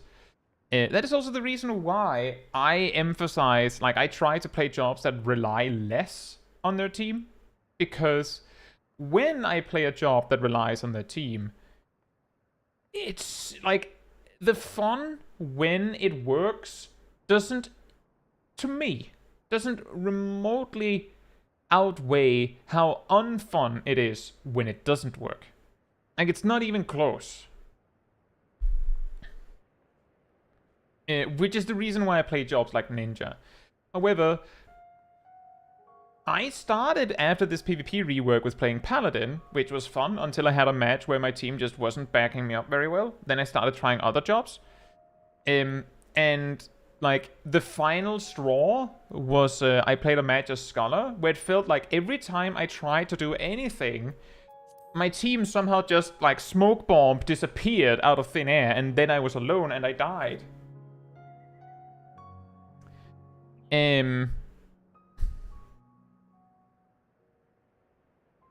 Small dragon looking at a loyal followers, now small dragon looking at lamp. My eyes! In fairness, my loyal followers were various places. Small dragon equals moth. But yeah, my experience there with Scholar was so bad that in that match, I switched to a different job. And after that match, I played Ninja a bit. I basically had this revelation of, oh right, I've had quite a few bad matches recently. I now remember why. It's because I was playing jobs that relied on my team not being bad. Oh! Although, like, sometimes it's me being bad, right? Like, in fairness, I'm not necessarily some hyper genius in PvP, but sometimes it feels like you're the only one who's thinking. So I went to Ninja. However, a thing that caused me to go, maybe not Ninja, and it only takes one thing sometimes, was... So one of the things that they reworked with PvP was a thing with the timing at which damage and effects are applied. If you've played Frontline ever, you probably recognize the problem of you get stunned for 2 seconds and take damage, and then the warrior lands just splat on you with Primal Rend. You're just hanging out, minding your own business, fighting a little bit, and then suddenly you're stunned for like 3 seconds and take a lot of damage, and then a white mage laser beam from across the field hits you. Feels a little janky, right? So one of the things that the rework aimed to solve was to make it so that attacks land more closely to when they're supposed to land. As in, Primal Rend hits and stuns you when the warrior actually slams down on you, which is both good and bad. it's good for the warrior because it means that they're actually closer to you and have a chance to actually do a follow-up when the stun lands. It's worse for the warrior because it also means that they don't have as much of like snapshot instant stun. And it's also technically mildly bad for the warrior if someone else relied on that timing. But ultimately, overall, it's better for everyone because it makes more sense. It's particularly funny because Primal Rend's damage in PvE lands when you land. So weird that they got it backwards in PvP. Now, the thing that I had a problem with Ninja was that Hyoshoranryu, which, you know, the ninja goes and then just shoots shurikens at you, like ice shurikens that do a lot of damage. That's usually the thing that you use to like snipe someone if you don't have LB or something. Or you're just trying to burst someone. If you have a follow-up after Hyoshoranryu, this wasn't a problem. But what I was experiencing with the few matches I did as ninja was that every time I used Hyoshoranryu, I would use it, I would see the shurikens fly off into the distance to hit the target, and by the time the shurikens had reached them, they had gotten so far away from me that I couldn't even see that they had lost HP. So it felt like I just shot the shurikens and nothing happened.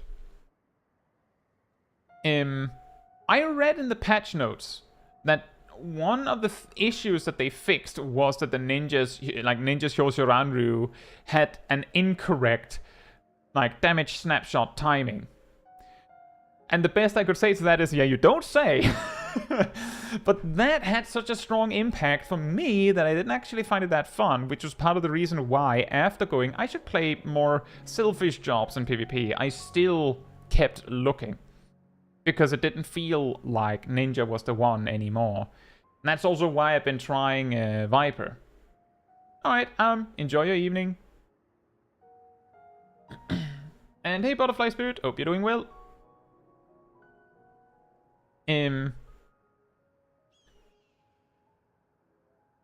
But that is the reason why I then tried Viper when they did some changes to that. Partly also because Ninja has a weird... Like, it's not a big thing. They did get some buffs and some changes with the rework. But in some cases, it feels a little bit like Ninja missed out on a feature that it seems like most of the... What is happening with those moogles?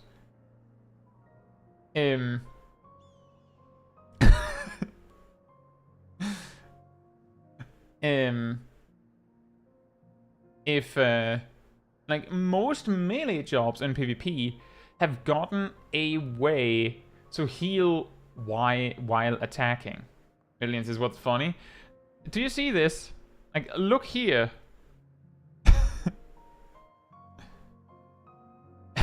Whoop. Whoop.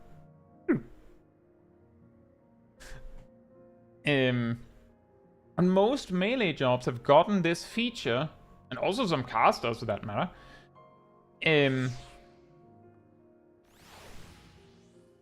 where one of their primary attacks heals. That doesn't sound like much, maybe. But the reason why it stands out to me is because Ninja didn't. Which means that Ninja, like aside from Recuperate and Bunshin giving a barrier, Ninja still has to sacrifice ninjutsus to heal themselves more than the minimum amount. Whereas Viper gets 2 heals every 12 seconds. And Samurai gets a heal every time they use Shiten. And I believe Reaper gets a very frequent heal. Dragoon has always gotten a frequent heal. I think Monk relies on Riddle of Earth for that, or something like that. Black Mage uses Xenoglossy to heal. Like, Black Mage has a heal. And a barrier. So Ninja just feels like it's lacking something in that department. It doesn't need it. But that's what I was observing. Which is also part of the reason why I started looking elsewhere. And welcome back, Sly Changeling. They're plotting something. They're plotting how to make a true teleport device. Right, with that said, if you have a clip that you posted to me,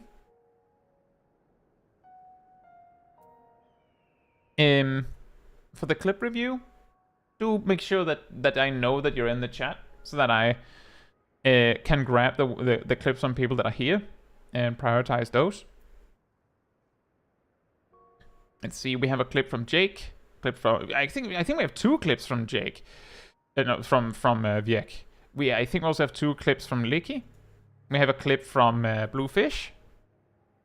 We have a clip from Orion. And we have a clip from Yannick. A clip from Gyasel.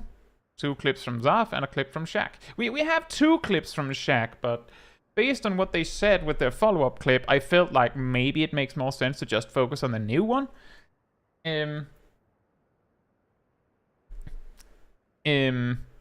But yeah. By the way, Yannick, are there any highlights in this you would like to show? Because 30 minutes is it's quite a bit. And yeah, that is a lot of clips. A lot of people posted clips.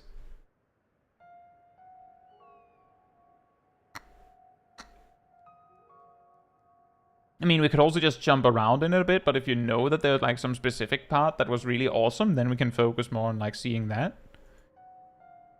You are known, Gassel. You're here.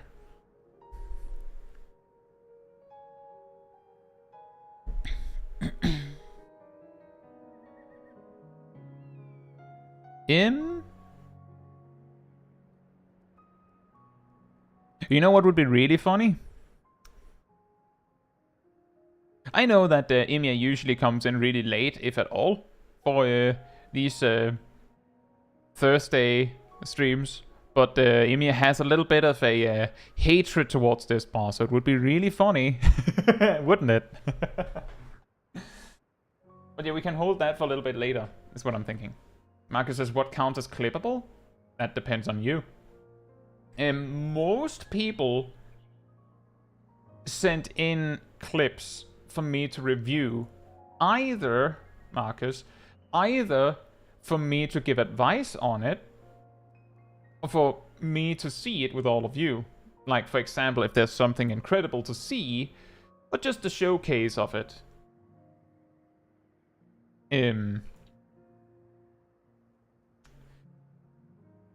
So, for an instance, you might go, I want to get better at this job. How do I do that? And send in a clip where you actually play it to the best of your ability, and then you'll hear from me that, oh, you could do this, you could do that. If you've seen previous walk and talks or tea times for that matter, you would see that I then look at what's happening and give advice. And sometimes I can be very, very strict, like very specific mistakes, and other times it's more like, well, you could do this, you could do that. It kind of depends on how big of a deal it is. But sometimes it helps to give you like a second pair of eyes to see if you're making some common mistake or repeated mistake. And yeah, exactly, that's why it's clip review. It's not just meant to be me reacting to clips. It's us talking about it. I know from the notes that Orion and Cobalt left on their clips that they will not be able to be. They might not be able to be there for their clips. So that is something to keep that I'm keeping in mind.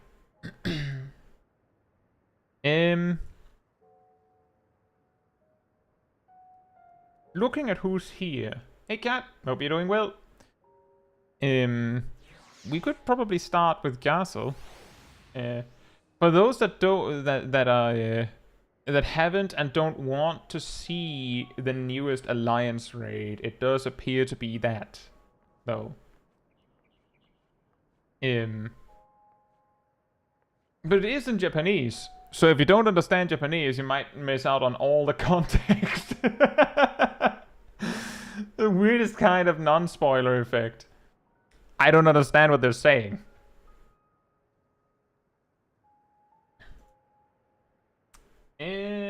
check the note. Nice on cooldown management as scholar. If you don't understand the moon runes, you can't be spoiled. Yeah, exactly. Exactly. There's also quite a lot here. Is there any particular fight you'd like us to look at, Gazel?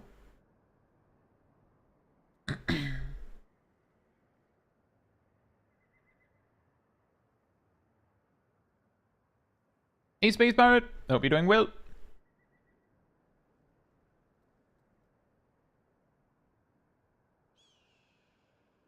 Yeah, that'll be difficult to know, Erdel, because I believe Gazel usually records without sound. And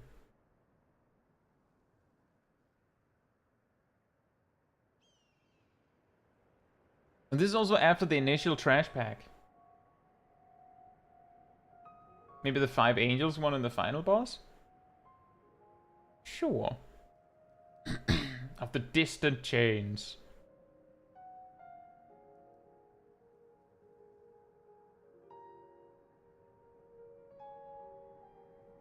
Oh look, there's Shaq.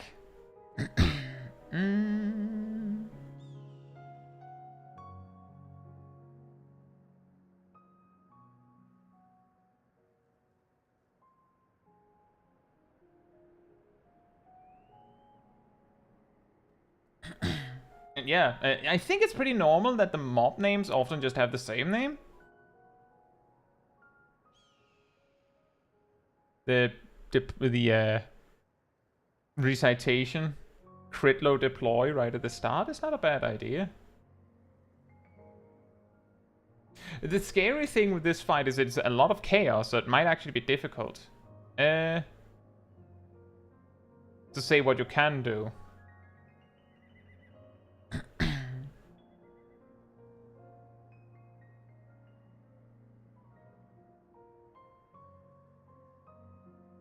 This is like... I'm just gonna open with the super pedantic one. The pedantic one. They spot a picto small dragon. Yeah, that's me. That's me.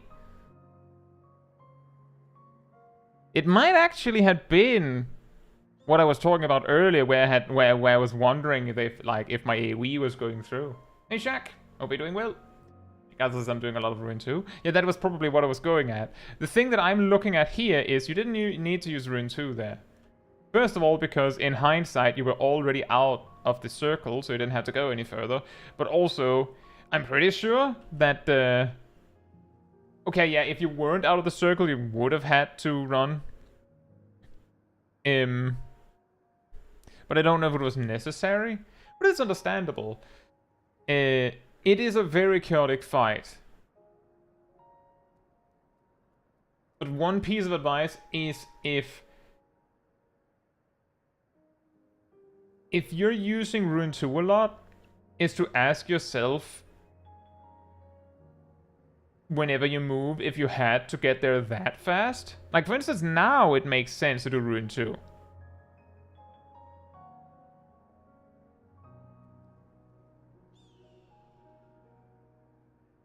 Archangel is a fight where just surviving is being optimal.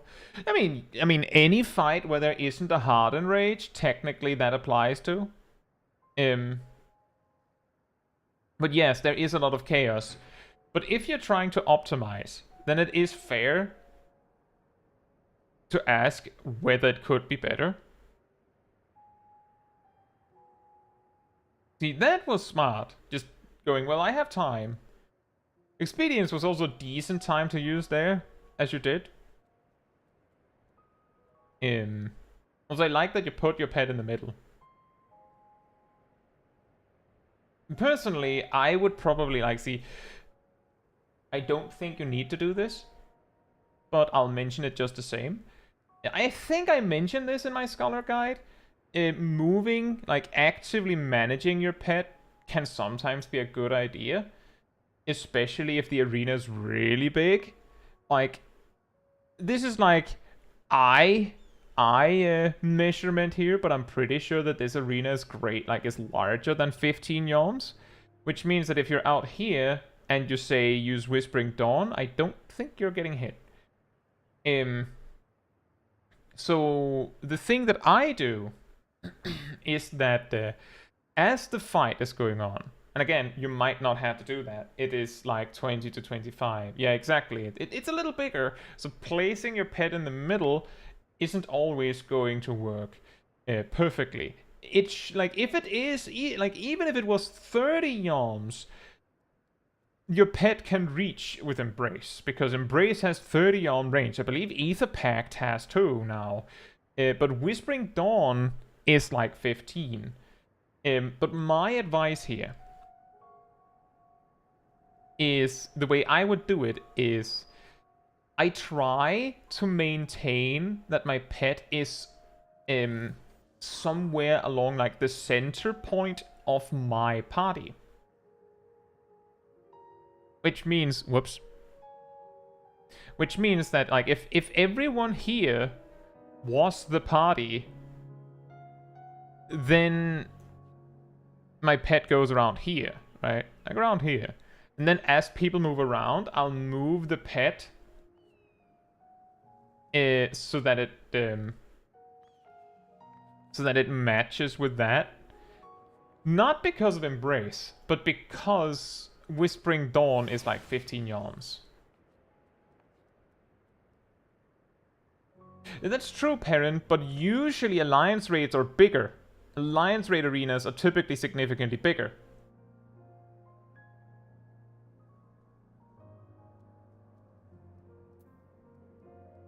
Like, you can say most arenas are so and so big, but if you look at this and compare this to the M1S arena, I'm pretty sure the M1S arena fits in this.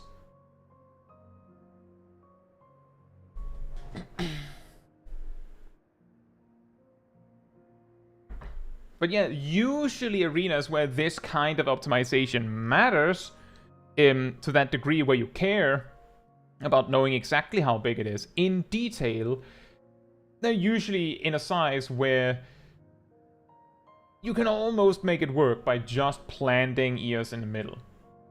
But yeah, 20 yalms means that it isn't quite enough if people, like, are in Narnia. Like, you know, the classic with M2S. And people run to Narnia for that. Alarm Pheromones 1.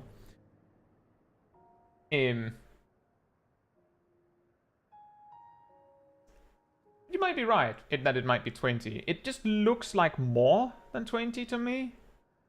But anyway, my point is also that it's generally not a bad practice to move your pet around with you, to keep it centered.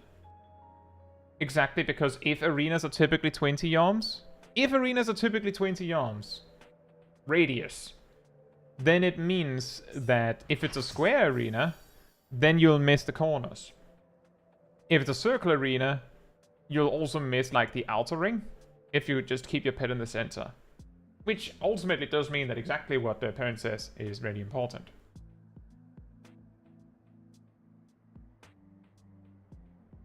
My favorite location is Narnia as healer. Oh boy. But that would be my advice, is I don't think it's going to land you in trouble here, Guzzle, and I don't think it matters that much, but you could, like, lean your pet as you move around the arena, and it's only really clear because right now the entire alliance raid is over in, like, leaning south, while Celine here is in the center. But I don't think it matters. Like, not in this case. It's rather specific. And now everyone's moving to the center, so if you had moved, you had to move her again.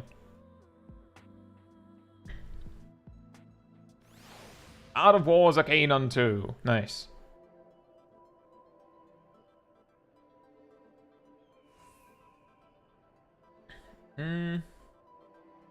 Marcus says the party list is quite large for my taste. It is quite big. But if Gazel can see what they need to see, then that's fine. It's an unfortunate reality of you need to have your party frames where you can see it. But you also need to be able to see what you're doing. It's pretty hard to fix that. And that's something that I've mentioned many times before, is that if it's not causing you problems, then that's good enough. Like, that's all I need to know. But if you start going, yeah, well, I have trouble because of this UI thing, then I immediately, like, dive on it like a hawk, going, oh, well, then we have to, like, then you have to change it. Like, if there's something something practical that you can't do because of something with your visual setup, then, well, then we have a problem. Uh-oh. Oof. That mechanic is pretty mean, and you can also see I also got hit. Let me just rewind that. That's me. I'm the Pictomancer, everyone. Did you see?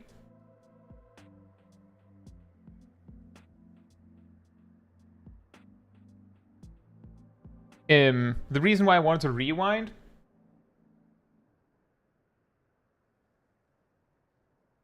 is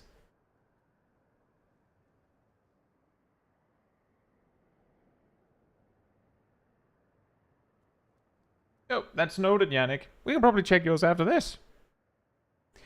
The reason why I rewinded to this so the reason why I wanted to rewind is so you could see how cute I look in my pictogram. Now you don't need to. You don't need that. My pictogram, you see that all the time. That would be pretty funny. Now it's actually because I wanted to highlight that with this kind of mechanic where the boss goes line there, line there, line there, line there.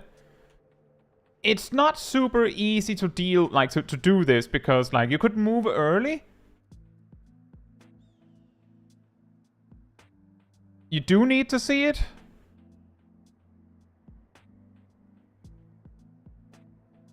Where am I, actually? Am I, like, there? There?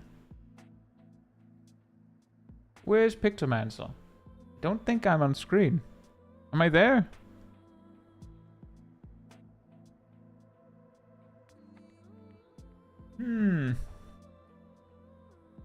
Maybe left. Anyway, the trick that I would suggest, it's a little hard to find it exactly, is you see this line. This is already a good reason to either move forward or backwards, like get out of this line, because this line is clearly not going to be safe. But you don't have to do anything yet. Then you see that line. There's a reasonably, like, it is very easy to say in hindsight, by the way. Incredibly easy to say in hindsight. But this line is probably not going to point over there. Like, it's not going to go bam, bam. Like, it's probably not going to hit exactly there, right? So seeing this line means that there's a lot better reason to move forward now, because this pizza slice is more likely to be the safer part. Because where's the boss going after that? Down that way. Now you know this pizza slice is going to be safe. You could go over there, so you know that at least for the first 3 slices, you're in the safe spot. Like, you just go over there, because if something happens and this isn't actually safe, you at least know that it's safe 1, 2, 3. Then you can move. And you can even, like, if it turns out that on 4 it's not safe, you just have to go past C/1, move away, and you're good. It's like moving a little bit in advance can be helpful. Also, I'm there. I'm right there. Also not moving to the pizza slice that I'm saying that you could move to. This is the important moment where I say do as I say, not as I do. And then we see that line, which means that the pizza slice is now a lot slimmer. And then you see this. Would be really nice if you had Expedient right now, but that's very easy, again, in hindsight, to know that.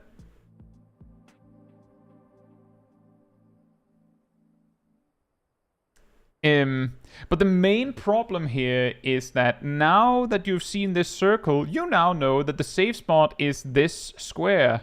Weird square shape. But if you remember, the first dash is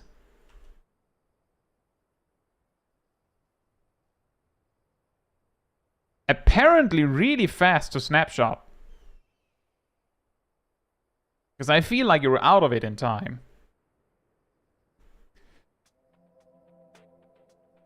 And there I am. I think I waited. Yep, I used Smudge to do it after the first slice. So like, same idea. I'll wait because I know where the safe spot is going to be. But I didn't actually look closely enough. So I get hit by the last line.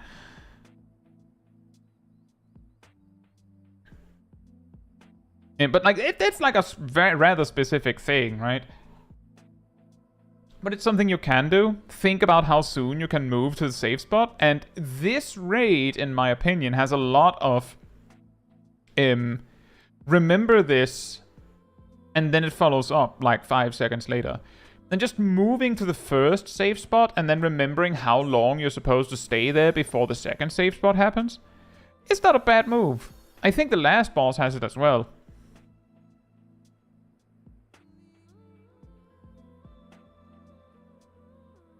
And this is also pretty chaotic. If this was... yeah, this must have been exactly the one that I'm thinking of. I was having quite a time in this run, with a lot of silly mistakes.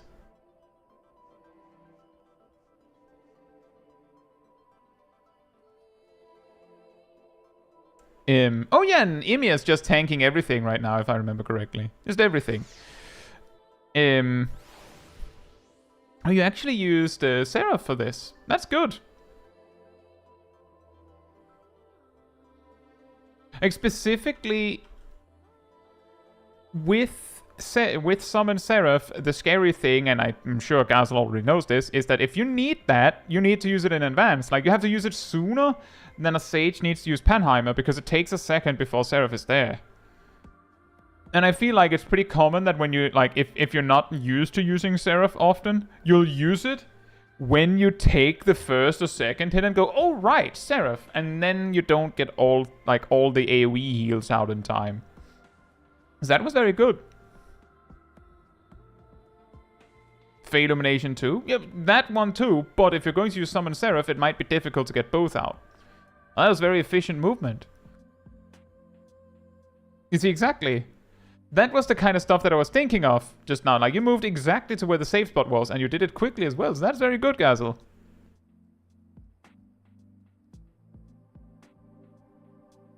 Oh, look. That's me. I'm just saying, my character stands out.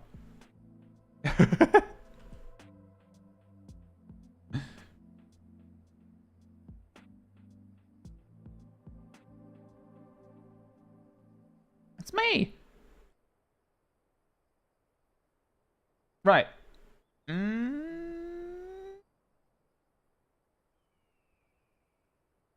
The final boss. Is he immediately after? Yes.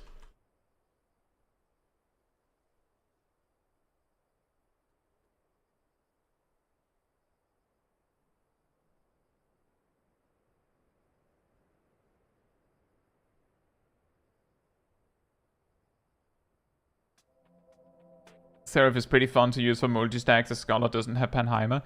I know, Gazel. I was comparing it to Panheimer because Sage, you just click Panheimer, it's easy.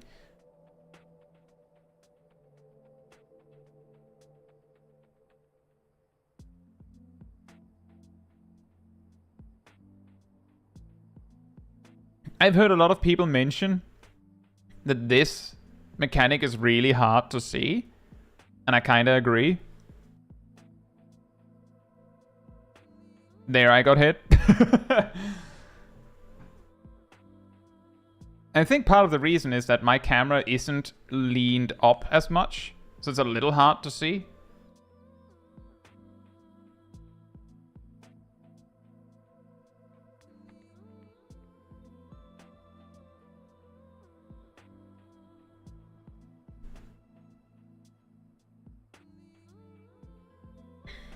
There's also someone that mentioned,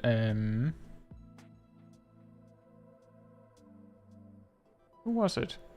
Östeich said, I would love to see Kai play Final Fantasy XI.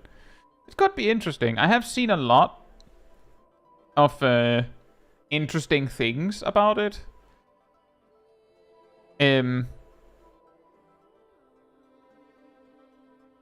But I feel like it's very time consuming. I don't know how bad it is in that regard.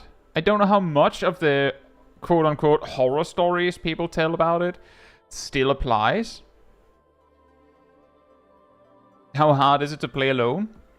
Also matters. It's hard to navigate, to say the least. I've had the wiki open the entire time. Well then, that doesn't surprise me. That sounds like old school MMO, doesn't it? It's soloable now. Well, that's a positive. In the way that it would be hard if it would be really difficult to actually play if it wasn't.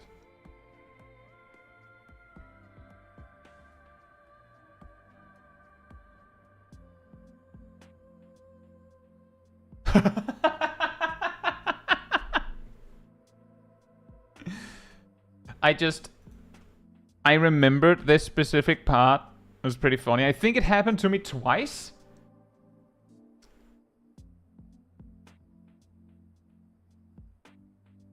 This buff, it's a little hard to see because of the position. You can see it behind the chat. This buff is, I believe it's called Starstruck. It's the thing that enables Star Prism, which means that I just used Starry Muse with this. Now, I know I'll get back to focusing on you guys. I just wanted to explain this. I'm pretty sure it happens multiple times, and some people might be curious about that. It might be funny to talk about. The reason why is because I remembered that this mechanic, it shows this, then it shows one on the other side, and then on this side over here, and then one on this side, and then it shoots 4 times. I forgot that it happens the second time this mechanic happens. So I was like, I have a huge amount of time. I have an eternity to get this resolved. So I used Starry Muse and just started on my thing. You can see I used a spell. I probably used Comet. And then I'm like, oh. And then shifting gears. All right, I guess we do the hammer part first then. I'm coming back. Just going shuffling out of the crowd back to my grass, which you can't see because of a change that they added with, I believe, this patch. Basically, other people can't see your grass. Because why would they care? They care way more about those ley lines, am I right?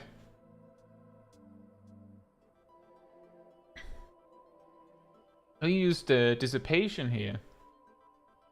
And then immediately into Seraph.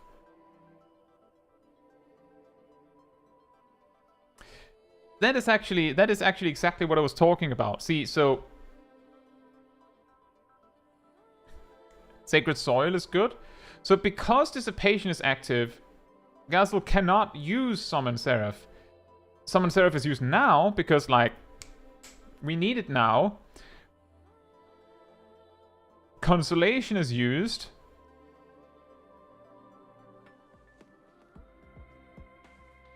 Now Consolation landed. And that's what I mean by, like, you might miss the timing. like, even though Gazel used Summon Seraph while the AoEs were still happening, and even used Consolation while the AoEs were still happening, it took so long that it didn't work.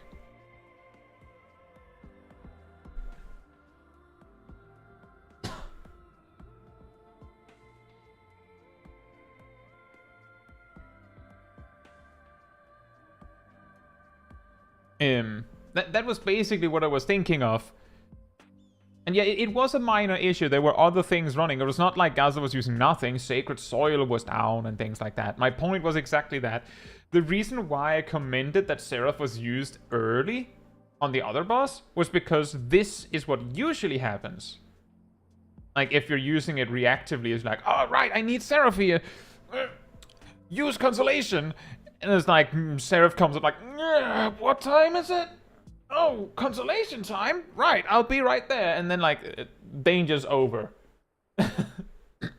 Hey, Bronson, hope you're doing well. My ley lines remembered my birthday. And yeah, exactly, Zaf. I also, like, as a person who doesn't always play Pictomancer, I appreciated being able to see the Pictomancer's grass. Just like how I appreciate being able to see the Black Mage's ley lines, because it means that I can see that the Pictomancer's not going to be moving out of there. Like, if a mechanic is happening, and it doesn't matter where I am and where the rest of the party is, and the Pictomancer has a grassy field over in Narnia, if everyone else can come to Narnia, then we're coming to Narnia. It's easier that way. And I do that with ley lines. Like, I do that with ley lines. I don't understand why they made it so that we can't see the grass, but they didn't make it so that we can't see ley lines. Also, I got hit by that one. I think I was not paying attention. Like, as in, I didn't even move right because I wasn't paying attention.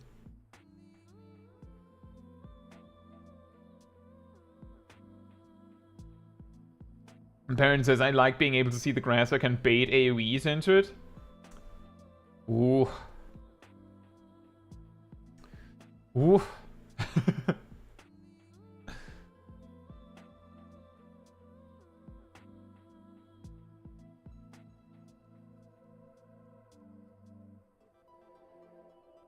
How am I supposed to know as a paladin main to use my new cover range in the landlocked castle so they don't have to move out of the mechanic? That too. Yeah, exactly. The fact that you can see it means... By the way...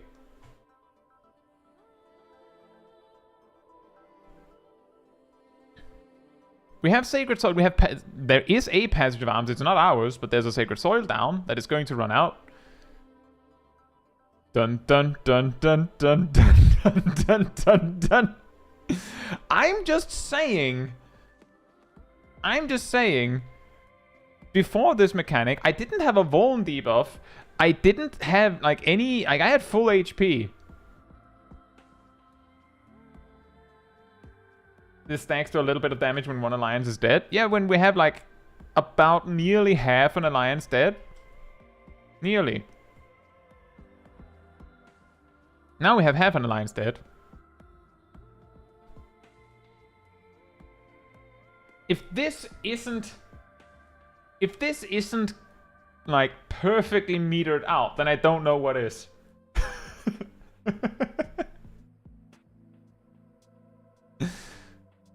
Planned, surely. Also, this mechanic that comes right after is very interesting.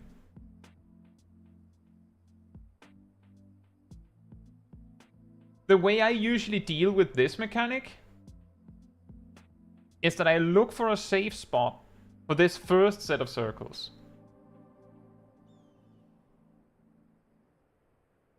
I don't really care about this. I only care about whether the spot that I chose is still safe. And I also mildly care about where there will be a safe spot in this. Only mildly, because if the spot that I'm already standing at is not safe, so like it's safe for step 1, not 2, then I have to look for a new safe spot. So like for example over here. And then it matters whether the safe spot that I choose for 2 is still safe. And if the spot for 2, like the spot for 1 is safe for 2, then I just look for a spot that is safe for 3. But essentially, I choose somewhere to stand, and then I figure out whether I have to move after the first blast or the second blast. Oh, look, I'm over there. I am over in Narnia, everyone. Also, I am wondering... See, guys, I think I was looking at Alliance B, then checked my Swift cast and got distracted from shielding. Probably. I think I've had that experience as well. Like, I was saying that nothing happened to us. Somehow we metered it out perfectly. Something weird happened with this group, or this entire alliance. We're Alliance C, right? So our stack marker, isn't that supposed to be the far right one?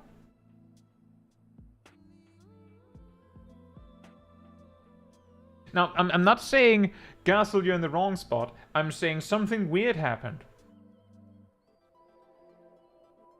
Because I'm pretty sure that Alliance C is supposed to take the far right. Exactly, generally speaking. Now, the thing that was weird about it is that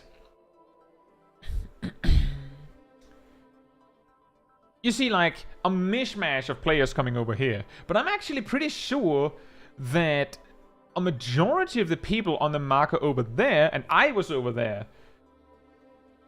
was like A, I think. Exactly, it doesn't seem to work in my experience. Everyone is everywhere usually. Part of the reason for that is that, and I ran into this like directly because in my mentor-led videos, you know, sometimes I'll mention some random factoid. For instance, in an alliance raid, I think it was one of the Evilise ones. I had a wipe to a boss because no one went to the place that B was supposed to go to. So I explained the A goes left, C goes right, B takes the middle. Generally understood unspoken agreement.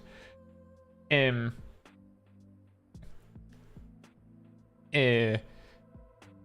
some people on that video were like, oh, I never considered that. Really? Is that a thing? Oh, well, that explains some things. But it's like a general thing is that if there's 3 thingies, then A takes the far left one, C takes the far right one, and B takes the middle one. And additionally, and this is something that the thing that Zav said just now, was also a problem that people brought up for that fight. If it's an entirely symmetrical arena, far left, far right, I don't remember where north is. Right?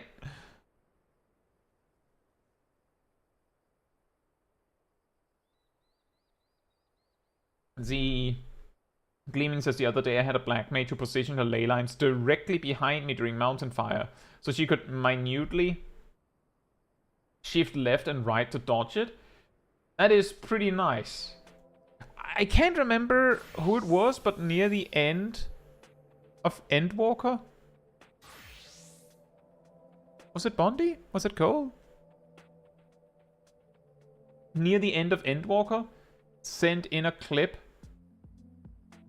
of Golbez Extreme, where they put down ley lines, and the way they got maximum value out of it was that they had to like dodge to the right for something. For a moment, like for 1 GCD, so they would like swift cast Fire 4, step out of their ley lines, mechanic happens, slide back into their ley lines, GCD, step out of their ley lines for something else, step back in for the next GCD. Like, technically, the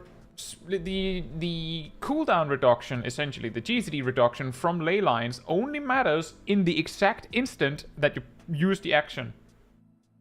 That's also why, like, if you start casting a spell and ley lines runs out, you already got full value out of ley lines because it, like, you get the speed boost for the cast and the GCD reduction for the cast. Like, you click it, it starts spinning. It doesn't, like, slow down in the middle because ley lines ended.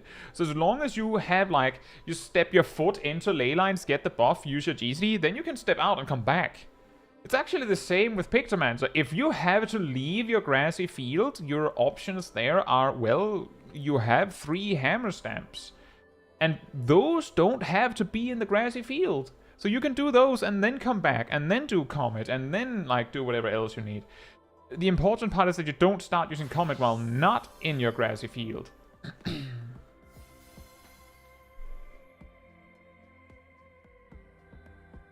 It could be up to 18 melees. Oh no. NA is very bad about delegating where alliances go.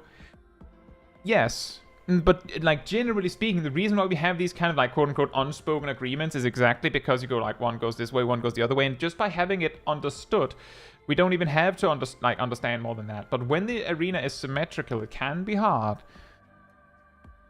The real problem is when you have specific strategies and players assume that everyone just knows. Like with Cerberus, where people are like, B goes in the belly, and then like, you wipe because no one in B knew how to do it, and everyone else just blankly assumed that it was going to be fine when it wasn't.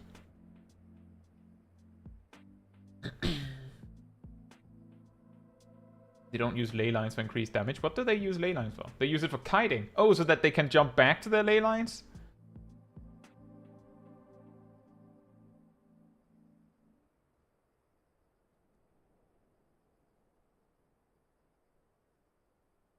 That is pretty interesting.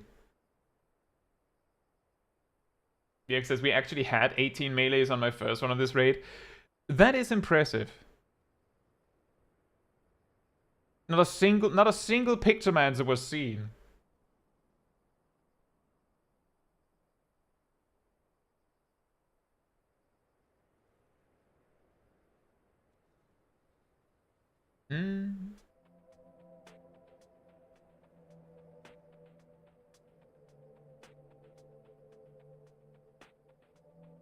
I really like this mechanic, by the way. It's really cool. A very interesting way to get a certain kind of shape of AoE. Want to guess how many times we wiped the third boss because no one interrupted the cast? I would guess at least twice, because if the answer was 0, then you probably wouldn't have mentioned it.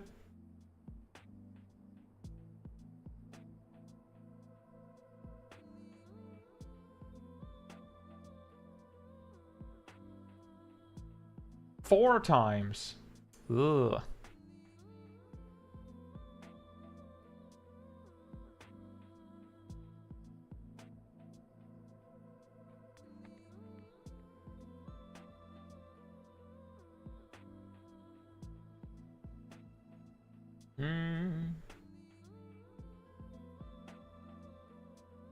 Yeah, definitely Space Pirate. I think there are a few things with Black Mage because of the general understanding question mark that Black Mage is so hard.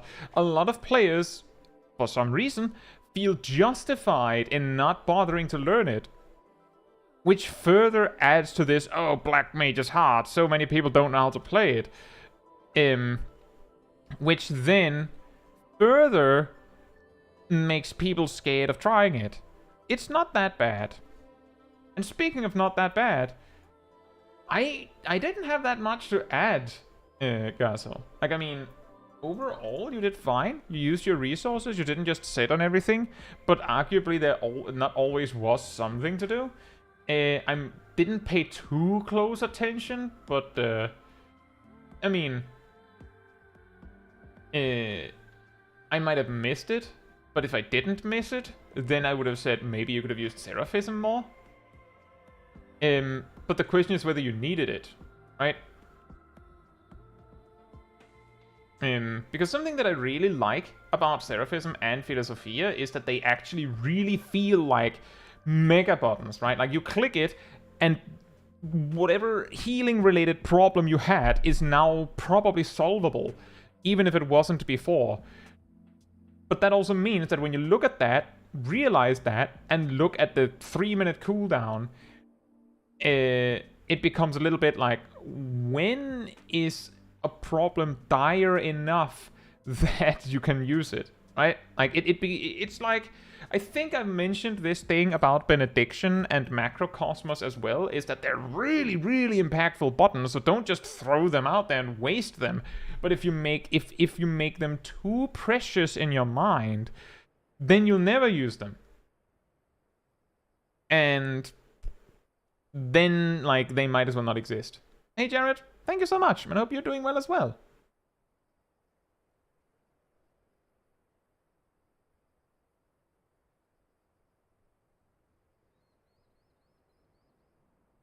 And yeah, I also forget about it. But it doesn't help that a lot of the content you might do doesn't even, like, might not be level 100 content. So you just don't get used to it being there. Yes, hoard your benediction for the next pull. Surely you'll need it for the next pull. No, no, no, no, no. Next pull is when you'll need it. The pull after that surely will be the one, and like 3 minutes have passed and you could have used it. Hey Grace, hope you're doing well. Right. Let's see. Yannick said around 8 minutes. And the last 2 floors. Yeah, use an ether! But I only have 85 of them. It's the final battle! It's like, use an ether, but you can't buy them in the stores. It's the final battle! But I only have 85 of them.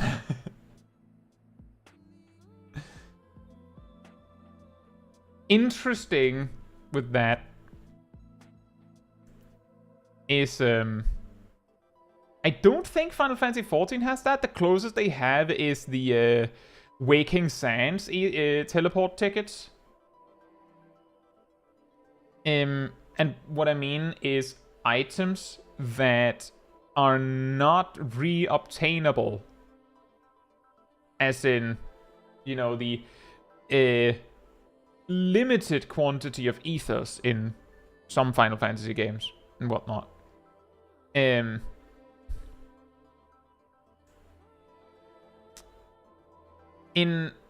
older versions of World of Warcraft, there were certain quests that gave you like an item that had 1, 3, 10, 20 users. But because it was a non-repeatable quest, it was 1. That's it. So you better make it count. And some of the items were something that were like, where you're like, I mean, it's only usable on enemies up to level 20 anyway, so if I don't find a need for it by then, I can just sell it. But other items would be something like, oh yeah, it just hits the enemy for 100 damage and heals you for the same amount. Like, you could have 3000 HP against an enemy with the same amount, and that difference could still matter. So you have this item from a quest from level 7 or something. And now you're level 45. And you still have it because, like, if you think it's difficult to find a time to use Benediction with a 3-minute cooldown, imagine how hard it is to find a time to use, like, Baby as Eyes. But it's never coming back. Like, you have 1. When are you using this ability that you get 1, only 1 of, ever? You also have weirder things like, oh, it makes the enemy have a much higher chance to miss for 15 seconds. When do you need that? Like, when will that change the course of battle? Like, it's genuinely, like, it's an item that is like,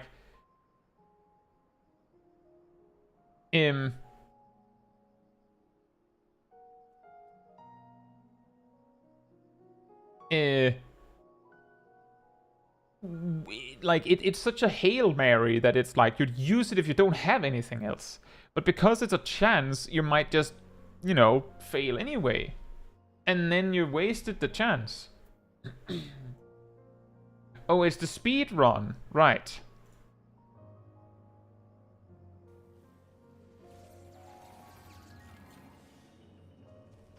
It was around 8 minutes, right?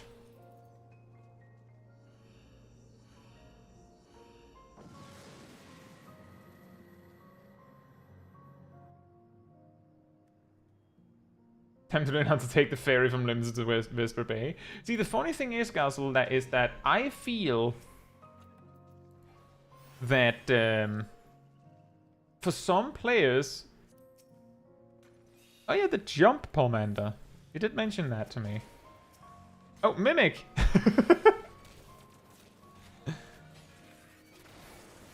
That looks sketchy.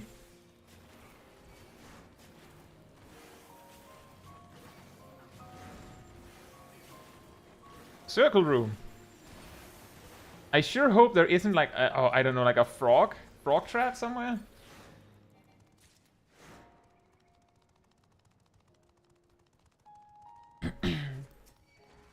Oh, here comes the resolution.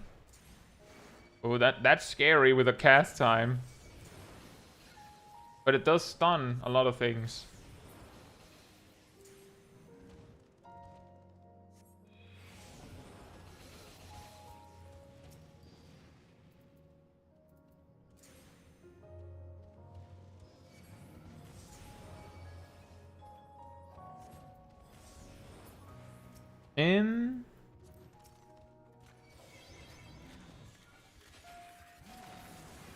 Feel like I lost my train of thought.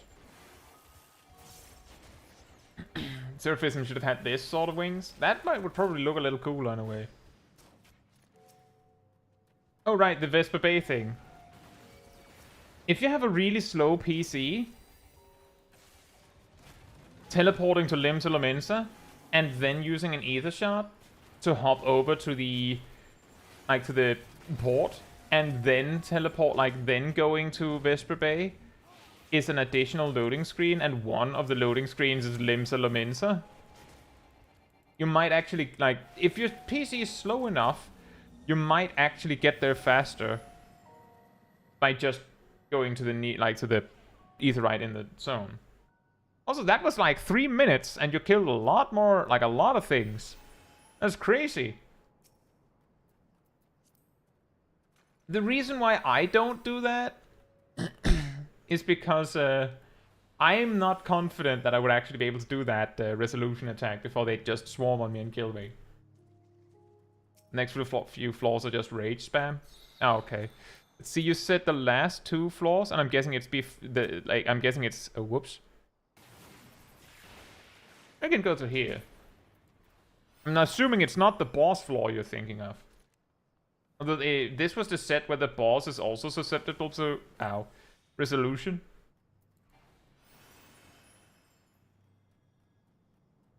Dreamfarer says, I used to stress about not using ultra rare items, but I realized their real uses. I've been beaten by this boss too many times. I'll do anything to kill him. And, yeah, like that's actually the scary part. But if you can save before the boss, then you know it means that you get it on every try. Because that's the scarier part, is that if it's a limited supply item and you die trying to use it, then it means that if you got really far on this attempt and now you don't have the item, well, now you're certainly not getting any further because you lost the super item.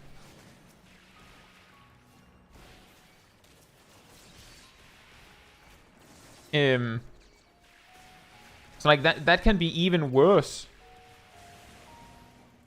Ugh.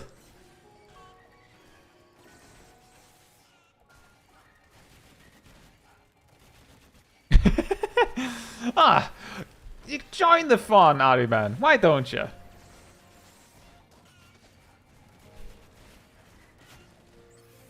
That's how it feels to use Final Sting on a boss and then we still lose. Well, the difference is that that with Final Sting, like, you can still get it back. But yeah, that the idea of, oh boy, of using your ultra rare items when they're useful instead of holding them forever for a more useful time to use them is exactly that. If you keep waiting, then you'll never use them.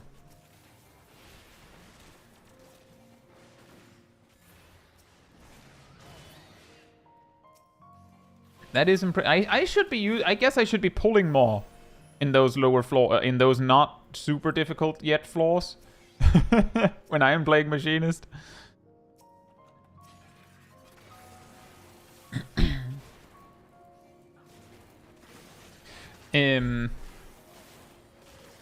Exactly, as long as you know the mobs. But yeah, using your item, and it's the same kind of logic, Dreamfarer, that applies to using your cooldowns in like a dungeon or a raid for that matter. is that unless you know that you will need a thing later, like if you know that you're going to need it, then you have a reason to hold it. But what happens a lot is that people will hold their big cooldown and potentially wipe.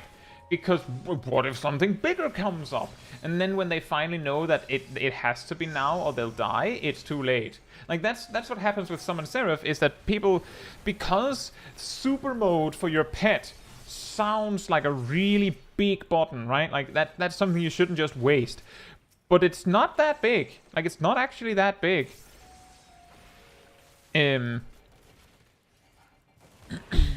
But if you use it too late, then it does nothing.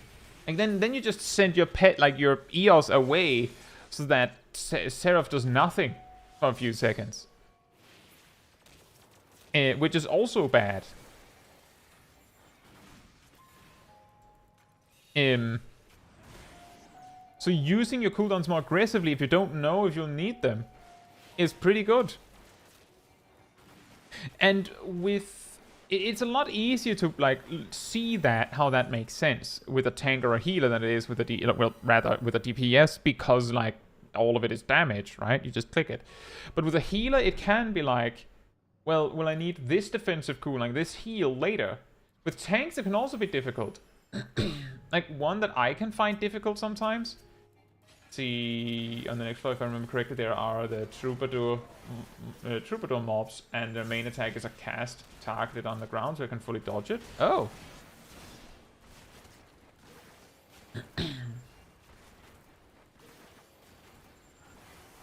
Then the super big thing happens, so you start GCD healing. You would probably also do that, Liv. You'd probably also do that. But it is really a case of use a thing. You'll figure out if you actually needed the thing if you wipe later. And then that's also something that I'm not always perfect about. Like a particular example for me is that it took me way too long on, I would say, all 4 bosses of the current Savage Raid tier before I started to be more okay with just using Rampart. Just, I can use Rampart, it's fine. Just to reduce some auto attacks. Because what if I need it for a tank buster or something? And ultimately, not using Rampart in those cases means that, like, I might be like, well, I'm fine. I'm not dead yet. But if I could see my resources, like, side by side with my healer's resources, or healer's resources, there's probably a greater expense on the healer's account when I'm not using Rampart, as opposed to when I am using Rampart. Ah, that is pretty funny. Yeah, that would work. It does a lot of AoE damage. Was it 300 or 400 potency and just AoE? Something like that?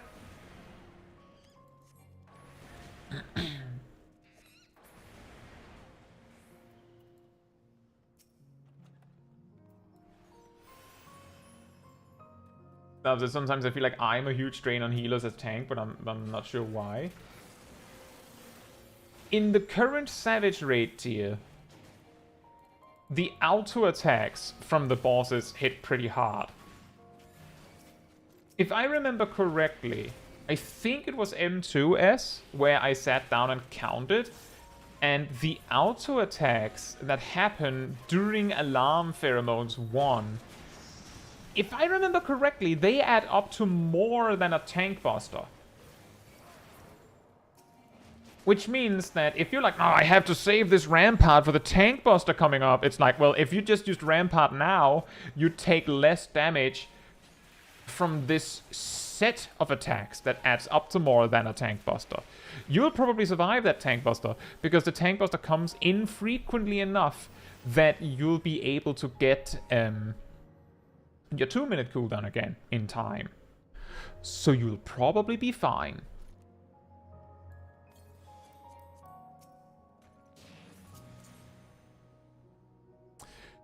Yeah, I believe Yannick mentioned that you get a special time bonus for score if you beat it in under 30 minutes or something.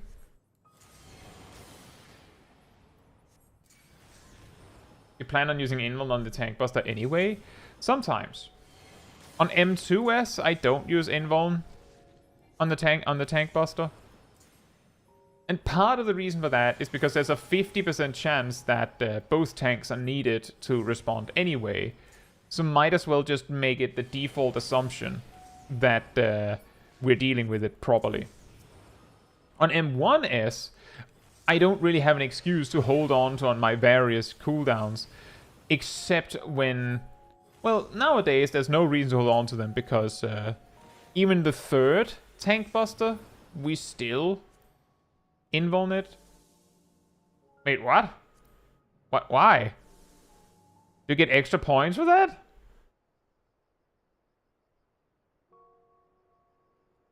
Why? What did the flights do to you? Oh, to pick up the chests later. Oh, right, because all the kills give points. I guess you don't want any flights. You just want to be able to pick them up for the score. But yes, indeed, Cat, on M1S, there's no point in holding on to all those defensives because, I mean, you're just going to invuln the tank buster anyway. On M2S, there's no reason to hold on to Rampart because you have plenty and other stuff for the tank busters when they come up. And technically, if everything goes wrong, you have invuln. On M3S, if I remember correctly, he tank busters almost exactly to the 2-minute cooldown anyway. So you probably won't need Rampart. Probably. And M4S, like, that's when I learned to use Rampart in my opener. Like, I straight up just use Rampart in the opener. And I did so many pulls on M4S that now when I pull other bosses as warrior, my brain really wants to body pull instead of tomahawk pull. Just because I do that specifically on M4S. And I really want to double weave, shake it off, and Rampart after maim. I really want to every time. But that was pretty crazy, Yannick, and does shine a light on how crazy fast you can go once you get acquainted with all the mobs. We'll see some more clips, but I'll be right back before we do that. In the meantime, sanity restored.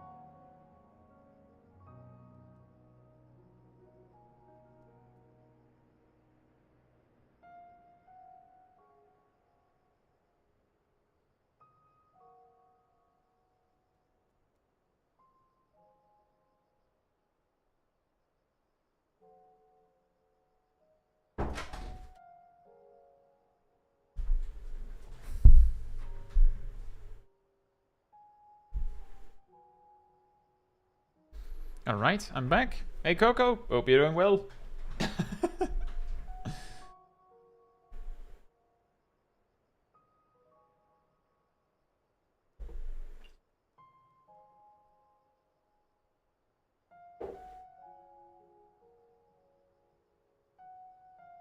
Yeah, I could imagine that, Yannick. That's something that I was wondering when now that you mentioned that, what black mages use their ley lines for.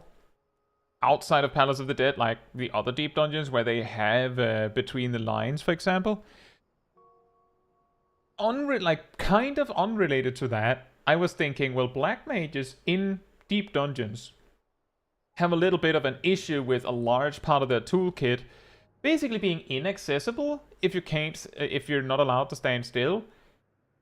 Which then led me down the thought process of, well, that does mean that Scathe, if I remember correctly, was very popular for Palace of the Dead. Which then made me think, is there... like, do people do, like, scoring runs in full, like in light parties? Like 4-man Palace of the Dead scoring runs? Is that a thing? Yeah, exactly, a use case. The only reason I know that is because there was, I can't remember who it was, but there was a specific person that went through the journey of getting a solo clear with every job.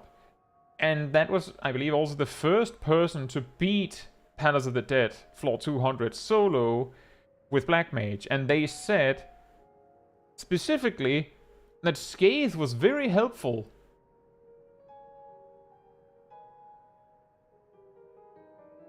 Duo is the go-to strat, so not 4 players, 2 players.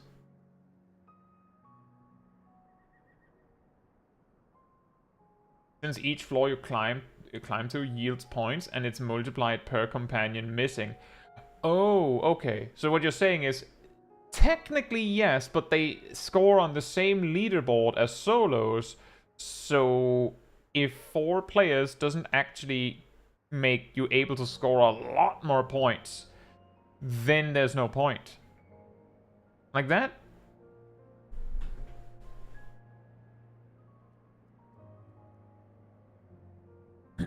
Party set. Well, still, same idea is that duo and 4 players are scored against each other.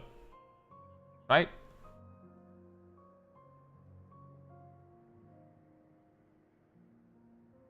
Yeah.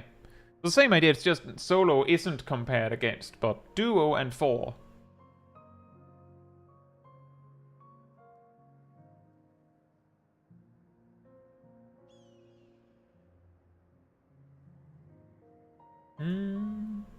Right.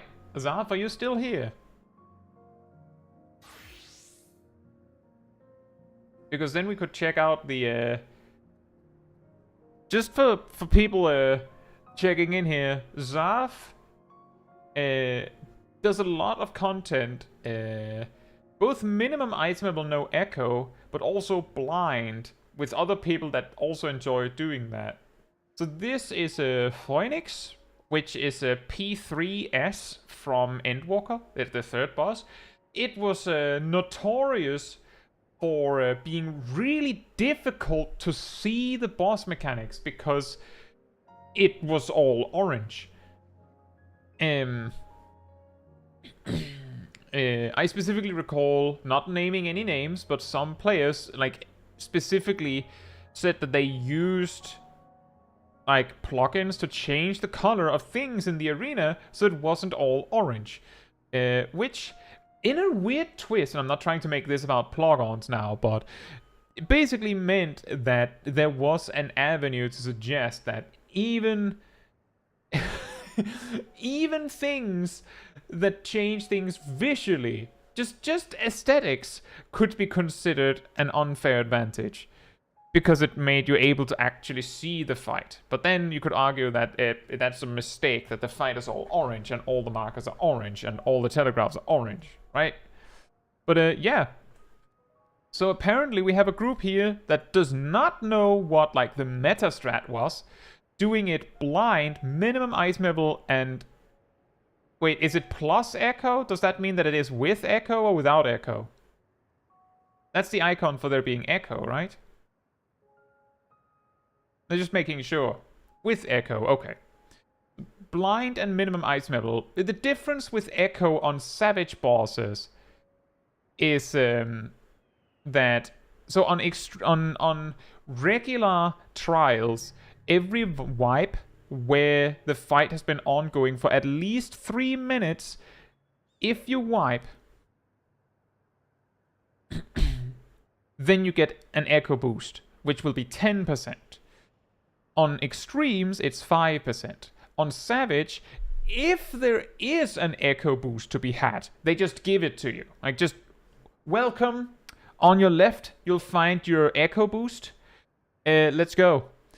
So that's how that works. Gleaming this guy trying to get G-poses banned because this boss is orange. No, I was basically just pointing out that a little of a history lesson. Because I specifically remember that around this time there was a lot of finger pointing of Blogons cheating, blah blah blah blah.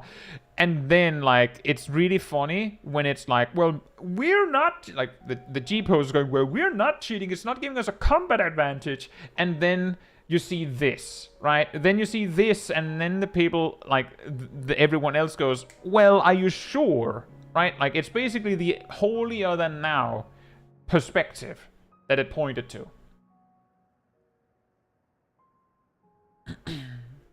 Would post-processing filters, which could help a bit for this, even be against the TOS? Given how broad the TOS is on this tingle, it's safe to say that it all boils down to where Squeenix decides to draw the line.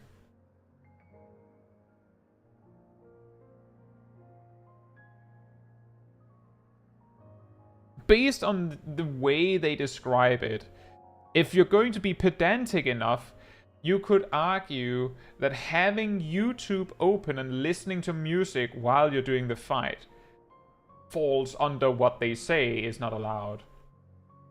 If I remember correctly. I haven't sat down and read it in detail myself, but that's what I've been told, that it is that ridiculously broad. But that might also just be exaggeration. I don't know, but that could probably help. And I think that kind of argument was also the reason why people were like, well, is that cheating? Couldn't you just put filters on so that you can see? I don't know. I just want to point out the interesting conversation that it led to.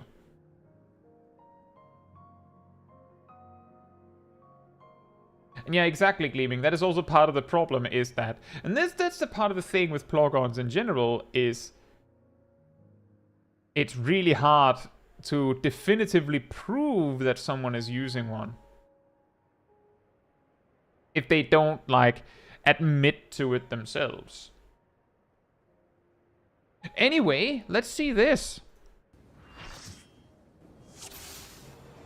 Also, if this is the clear, that means that you just zoned in and just went and beat the boss. This might have been, like, after a re-instance, but that's still funny. Listening to initial D music is scientifically proven to improve gaming ability. For some players, I'm sure.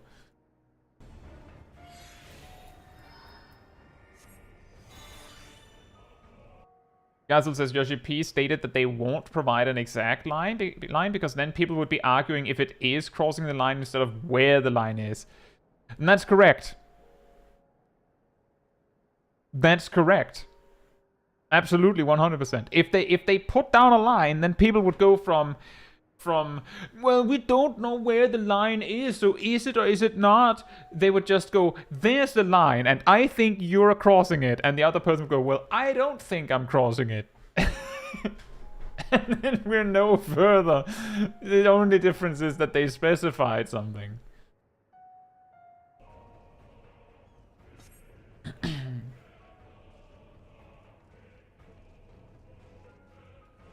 Oh, that is true, Aradil. See, did you know that if you were to enjoy the stream, you could leave a like on it and subscribe to the channel? I mean, you could. You could also not, I guess. I think Windows OS is a third-party tool. I guess it is?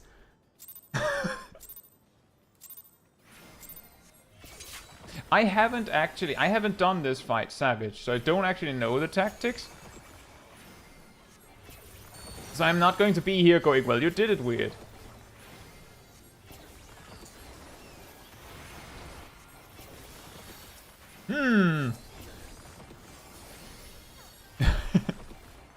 God, does I like it so much I pressed the like button twice? Is this one of the amazing times in the universe where double plus doesn't give plus?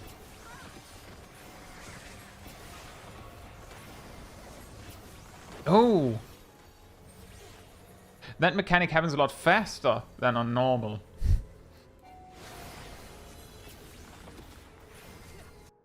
What?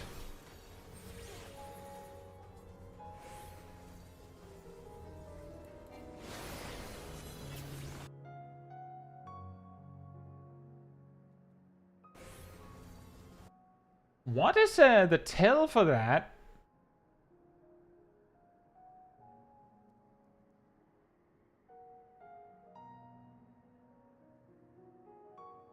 Cast bar.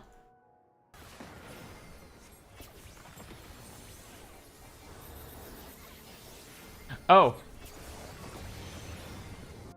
Because the HP bar was where it usually is, my brain was looking for the cast bar here. That's where I was looking. I was like, where's the cast bar? It's not there. Meanwhile, everyone else is like, are you blind? Are you serious?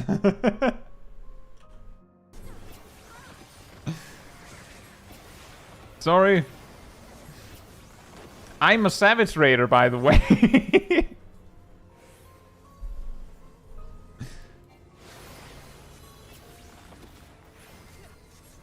Oh, it's dishing out those damage down debuffs like it's candy.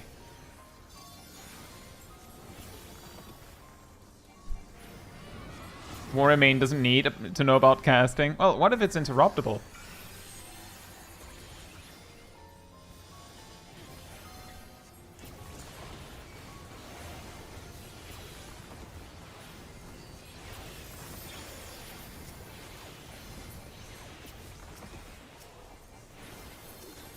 Huh. On normal, the way this works is that those darkened fires, like, they basically get killed by those explosions. I'm guessing you need them to get hit twice each to remove their invulnerability.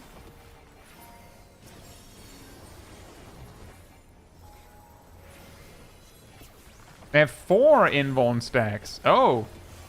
Oh yeah, that does make sense. You have 2 on each side. So it's like 1, 2, 3, 4. And tether tank busters.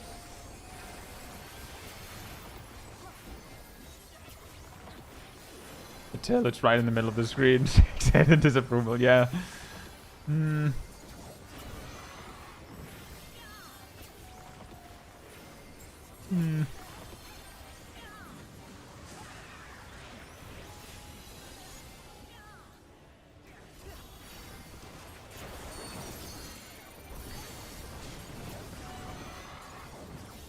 Wait, everyone is in the same corner.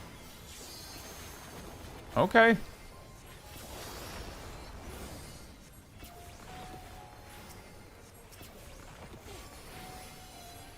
Oh boy.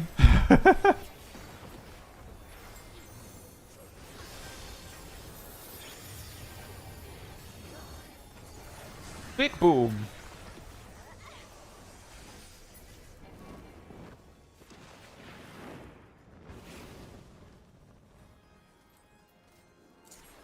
Trail of Conde.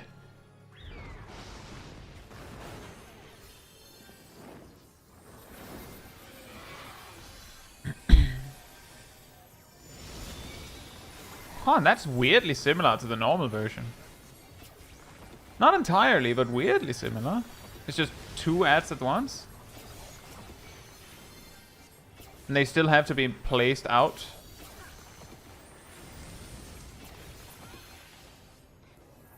It was weirdly surprising when a mechanic like this kind of feels the same, like a little similar.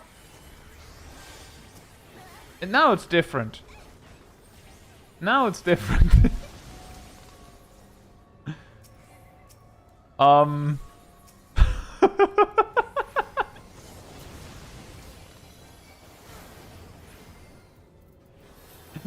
So we heard you like limit cut.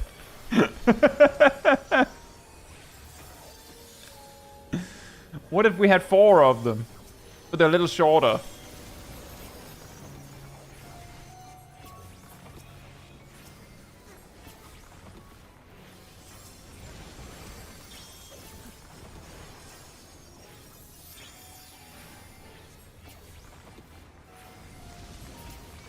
His face was probably a ton of fun in Party Finder.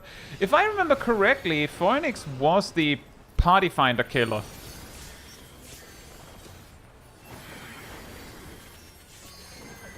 It was just like the cherry on top that people couldn't see anything because of all the orange. And because people were stuck on it for so long because of that, it just added to the frustration, I think. It is a while ago, so I might not remember that too clearly.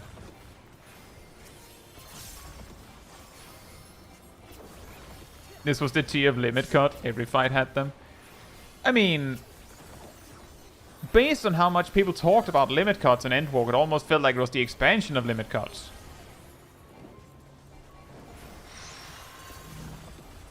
Whoops, all limit cuts.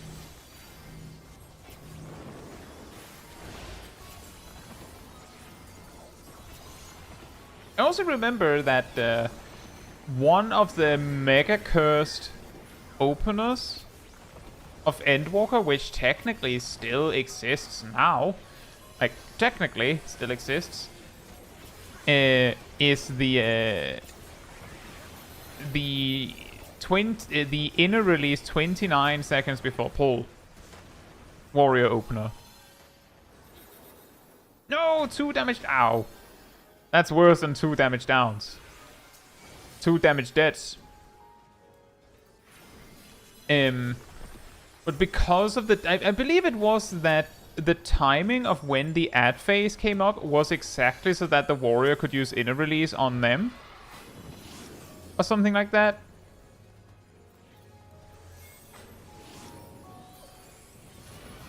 If you used inner release 30 seconds in advance. Oh, that's a big shield. That's a huge shield. What did you do? What did you feed it?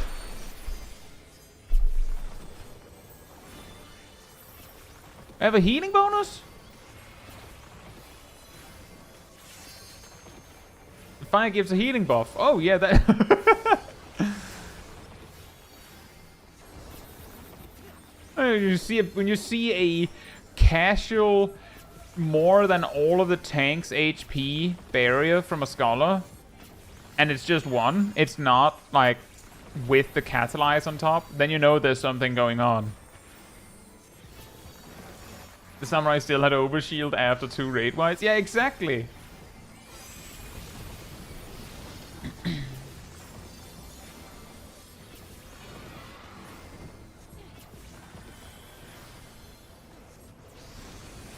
Oh, yeah, I did hear about that, Tingle, that in the new ultimate, the damage downs are so brutal that you might as well just get rest.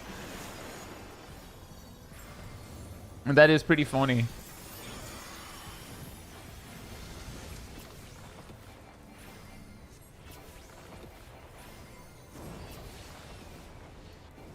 I think that does, however, also relate to, like, well, how quickly can you get back up?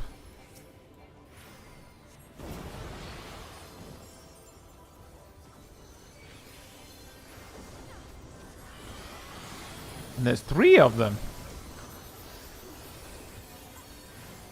Oh, man.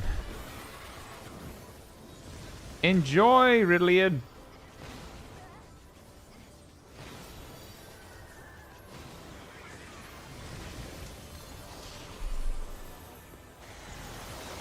And then a donut. Oh. A donut and splat. And then it used... Was it Scorched Exaltation? What made me, like, have a little bit of a light bulb moment with the tornadoes is that I remember a similar mechanic from E6S. Although it was handled a bit differently.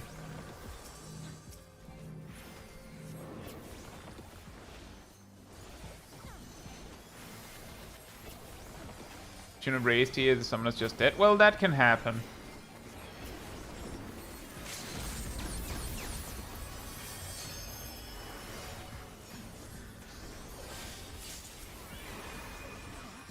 Tank LB.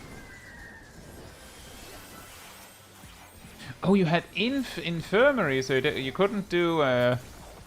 you couldn't heal very much, but you had to.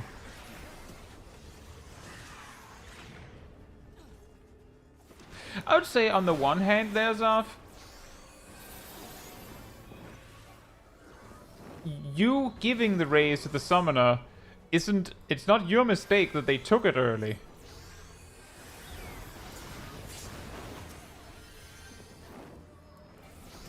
That dance on that summoner's not having a good day.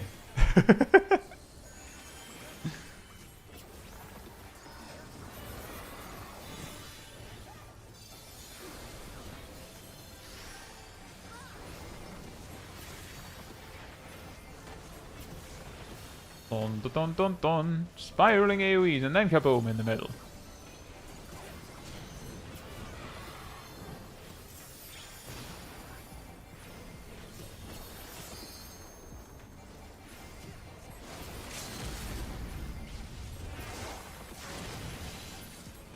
How, out of curiosity, how close was your previous best after this try?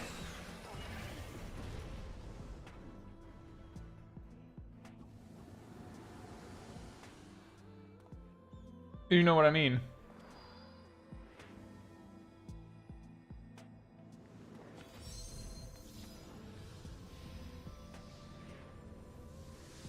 You said you did go and reset the instance.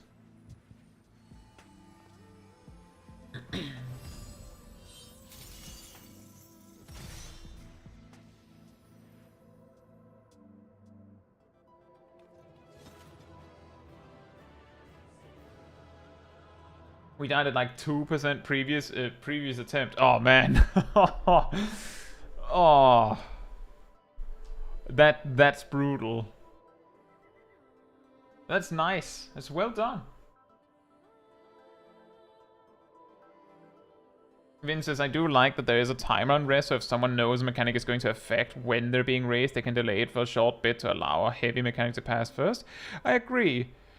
The thing that I'm not a big fan of with regards to getting rest in Final Fantasy XIV is the fact that you get the rest. That happens immediately when it's given to you. When you click yes, the game goes and puts like a blindfold over your eyes for like a few seconds.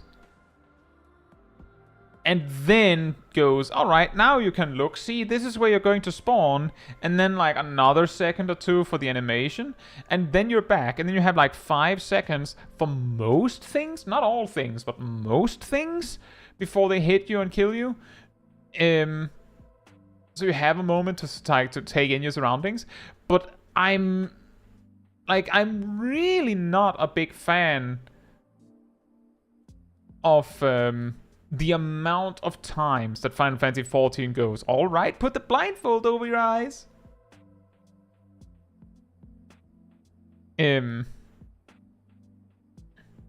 Because it's really disorienting. Like, again, now compared to World of Warcraft, but there, if you get rest in combat, you click yes, you just immediately appear where you got rest from. Instantly. Which means that if you die and someone just instantly reses you, then you're back instantly. Like, sure, there's supposed to be a punishment, but it feels like that blindfold part of it is like it's like they're kicking you while you're down, right? Like, it's not making it better, and you didn't need that.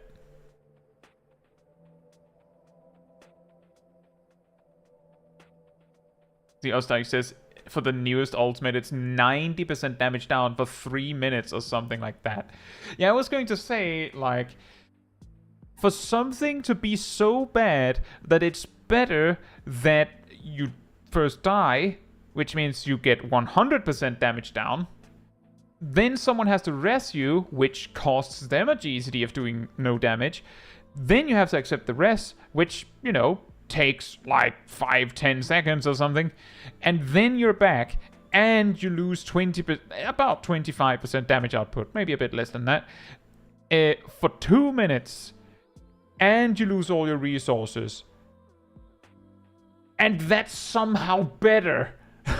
Then the damage down has to be pretty nasty.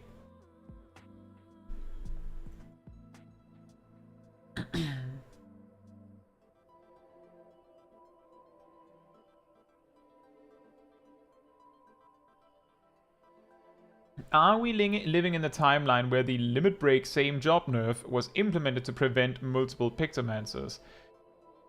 I don't think so.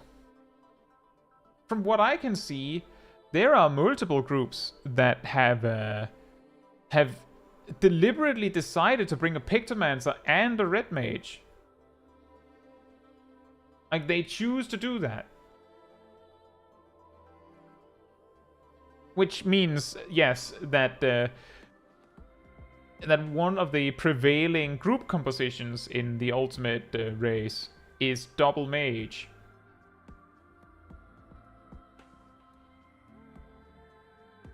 Which I do think sounds rather reasonable. Like, if we think about it for a second, out of all the DPS, minus Blue Mage, because limited job, there's 6 melee DPS and 7 ranged DPS jobs. It would make sense if the average group composition at least sometimes was triple ranged job, because there's more range than there's melee. You know?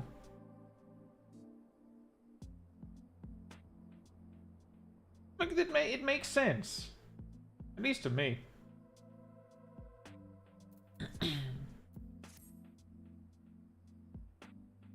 I don't know if it was necessary, but I can see why they would do it. Because as far as I would say, the party bonus is also there to make sure that people have a balanced team. And then people don't, like, imbalance it in a different way. So making it so that, like, basically the various additions they're making is, I think on the one hand, the development team wants it to be the case that optimally you want to have a balanced team.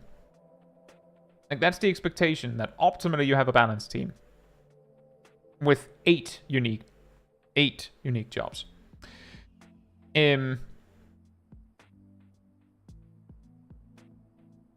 But it would feel limiting in a different way if they made it so that you straight up can't do it any other way.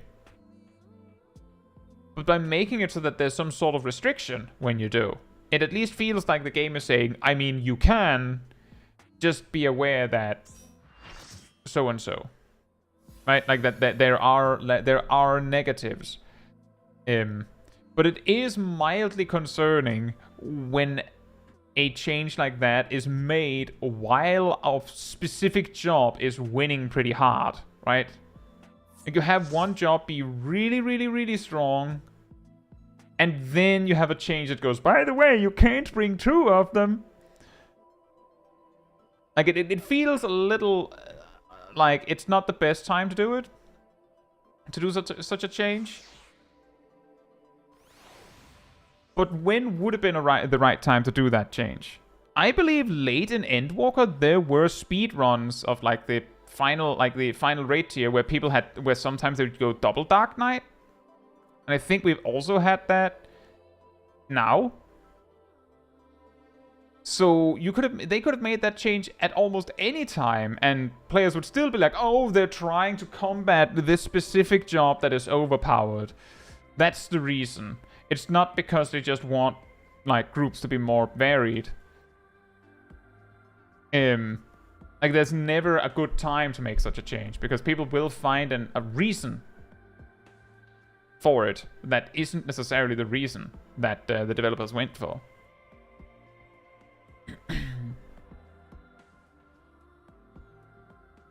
Like imagine if we still had hit chance right now. If I remember correctly from what I've read about it, melee jobs, well, it's even more specific than that. You needed the most hit chance or accuracy to hit an enemy from the front, which of course meant that essentially tanks probably needed the most hit chance to be sure they didn't miss. Then you needed less hit chance to hit things from the flank, which meant, you know, any job that hits something from the flank ever needs that amount of hit chance. And then you needed even less to hit something either from the back or from a ranged position. Which means that mages needed the least amount of hit chance, except summoner, because they kinda needed flank hit chance, I think, because their pet was likely to also sometimes hit the flank, and their pet scaled with their hit chance. But black mages technically needed the least, and healers in a way.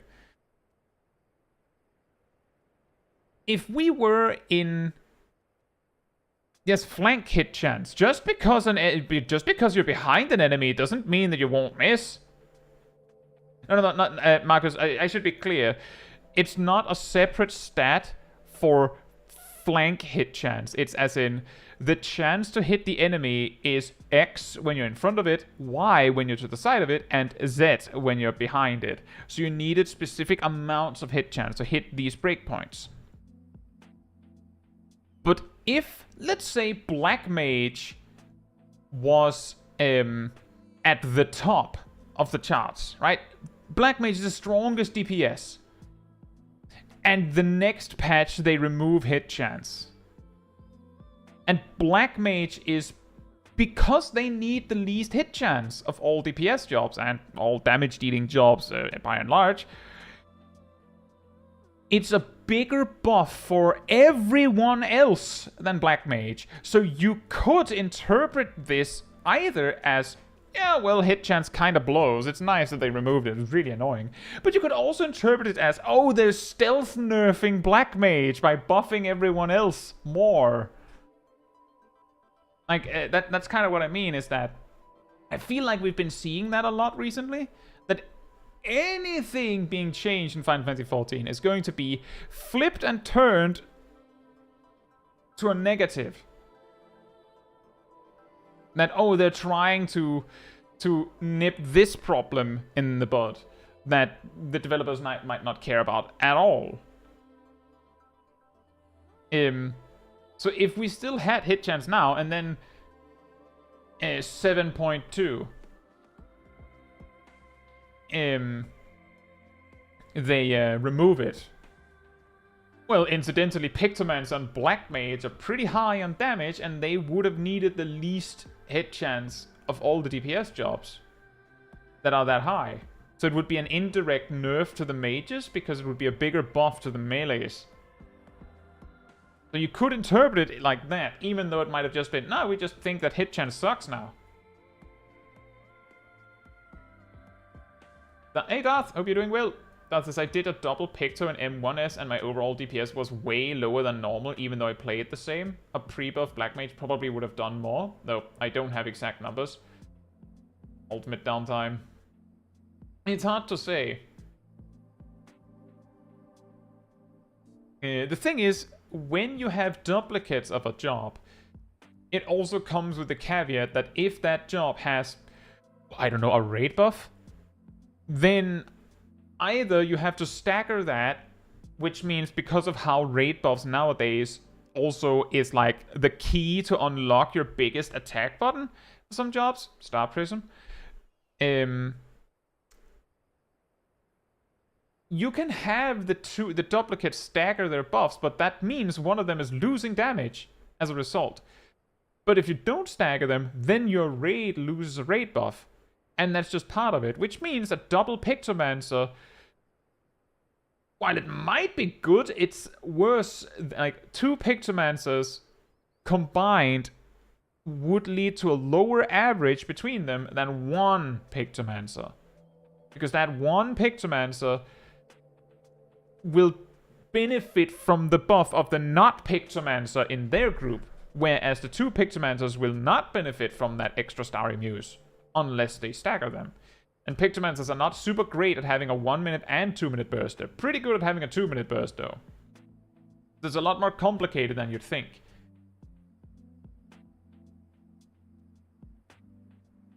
Ostex says, then you get fights where you have to be in front of the boss and just have to meld excess amounts of accuracy just for one mechanic. Yeah, exactly. Thanks. The general idea is that the reason why I chose to focus on hit chance is because hit chance, while interesting on paper, is one of the suckiest features in RPGs a lot of the time. Because, like, in games where you're dealing with hit chances, like you have a 95% hit chance, the fact that you hit it 19 times out of 20 doesn't matter when you miss it, when you're like, okay, I'm using this attack that is relatively accurate just to be sure that it lands. It's enough, but I need this enemy to die this turn, otherwise it's a problem. And that's when exactly you roll a 1. And then something really bad happens because of something out of your hands. It's the same here, is that it basically means that hit chance, like, if you as we kind of recognize, is that crit, when you have a bunch of it, is up here, where the other damage stats are down here somewhere, right? Hit chance is like, if crit is here, then hit chance, when you don't have maxed out hit chance, is like, it's like up here. Like, it's like, it breaks the scale. Because while in theory it's like, well, I mean, I only have 1% chance to miss. Yeah, but I mean, like, compare it to direct hit, actually. Let's say you had 1% direct hit chance. You have a 1% chance for your big pumper button to do 25% more damage. I mean, if it happens, that's awesome. If it doesn't, like, you could view it backwards and go, you have a 99% chance of only doing 80% damage. Same deal. The point is that you're doing something.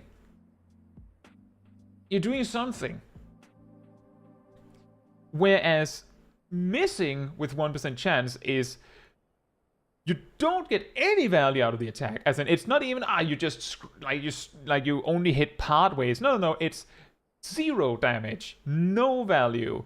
Also, and yeah, Sav pointed out, your combo breaks if you had one. If you're a Black Mage and you're like, that's your Fire 4 cast, or worse, your Fire 1 cast to extend your Astral Fire, miss means no refresh in Astral Fire, so now your Astral Fire runs out. You're a Pictomancer. If you were a Pictomancer, I'm reasonably sure that if your Fire and Red misses, it's really hard to test this, then it wouldn't spend your Starry Muse, which means that now Rainbow Bright misses the window just completely because you missed once. you could go on and on. Like, oh, Viper misses first generation. Well, that means you don't get first generation damage. Presumably, you don't get the first legacy attack follow-up. And now, second generation doesn't get the damage boost from comboing from first generation. So, I guess just start over and try again. Like, just in an instant, you lose like 800 potency. Not just the damage of the attack itself, but the follow-up attack and the procs from the attack. Gunbreaker misses Reign of Beasts, just the whole combo, gone. There's 3,000 potency down the drain. Nope. Fun. But even without all those extra knock-on effects, missing, if the only thing you lose is that one attack doesn't go through, it's still so much worse than direct hit. Like, if direct hit was... Like, that's the funny thing, is that apparently when World of Warcraft was like in beta stages, it wasn't called rested XP, it was called exhaustion. And it meant that you gained normal amounts of XP until you reached a certain point, after which you only gained half XP. People didn't like that. That doesn't sound fun. How did they fix it? They didn't change the amount of XP you get. They just said that it's actually double XP that you're getting. And that when you're no longer rested, you get normal XP. Like, they just doubled both numbers and called it something different.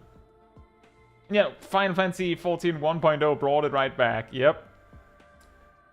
Yeah, exactly. By marketing it as a good thing that you get sometimes, instead of a bad thing that comes after a while, then people don't mind it as much. If direct hit was presented as you have a chance to actually land your attack properly, which makes it do full damage, instead of sometimes you get a really good hit and it does more damage, it's presented as, well, normally you only do 80% of your damage potential, but when you direct hit, you do 100%. Even though it means the exact same thing as what we have right now, it would suck a little bit. But somehow it would still suck not nearly as much as hit chance.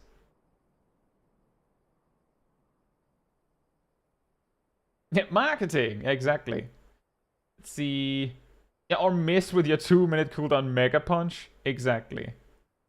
Says, in Final Fantasy XI, your accuracy is decided by your skill with the weapon you're using. So at low levels, when you want to be hitting most to increase your skill, you have the lowest chance of landing hits.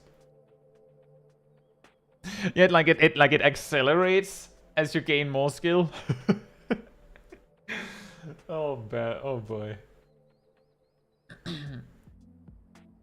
Same with missing positions because you didn't have True North. You know, that too. In Heavensward, which was the last point where accuracy existed, for those curious, if you didn't get your positional right, the combo didn't count.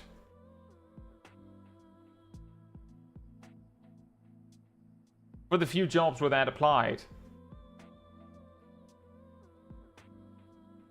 As in, oh, you didn't get the positional, well then I guess you don't get your chaos thrust dot. Nope. No dot for you.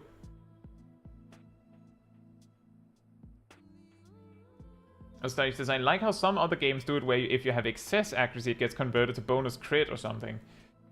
Yeah, that is a good idea. And that is also something that we've seen with Final Fantasy XIV.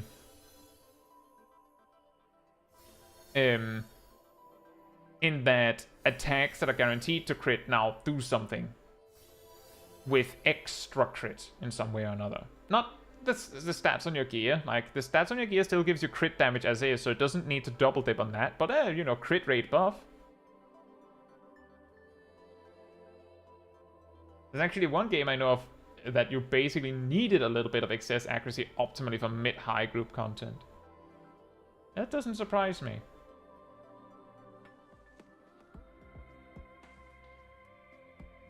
Yeah. Oh, the boss just turned to land an attack on a random member of the party. Too bad for your positional. Yeah, exactly. And you didn't have True North in Heavensward, as far as I know.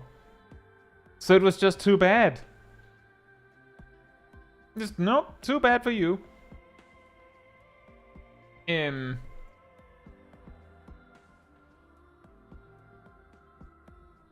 then there's Diablo 2 where accuracy is a myth. Yeah, I do recall seeing items with bonus accuracy on it in that game. Right, we could still we could check out one more clip, I think.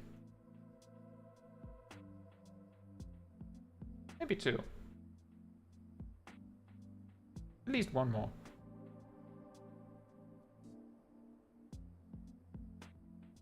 Is Viek here?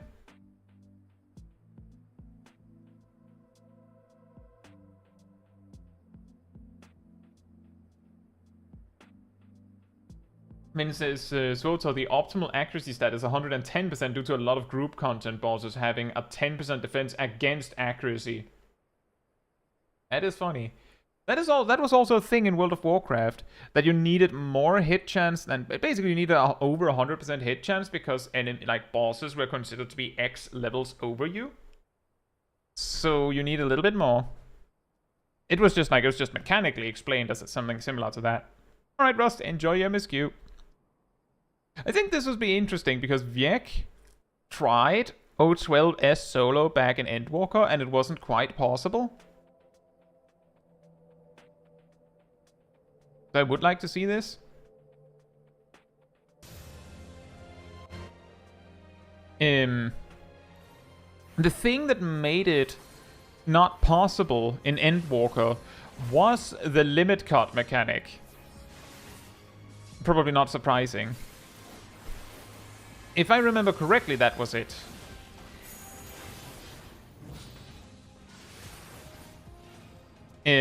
But now it looks like you might be able to skip it outright.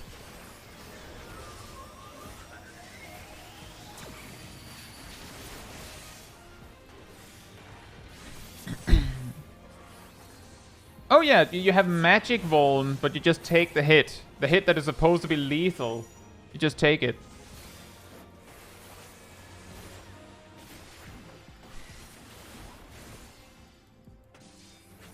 Oh, it's because it took so long that you'd have 2 times the limit cut mechanic. Right.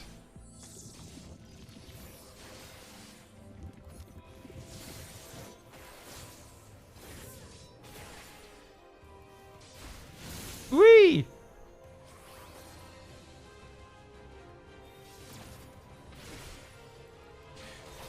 There's also the part that...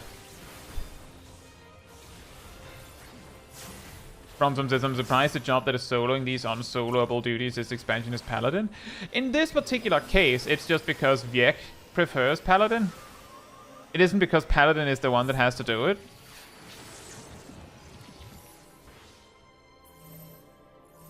I don't know if Warrior also could do it, but I think Viek isn't choosing Paladin specifically because of Paladin's capacity to do it, but just because they like Paladin.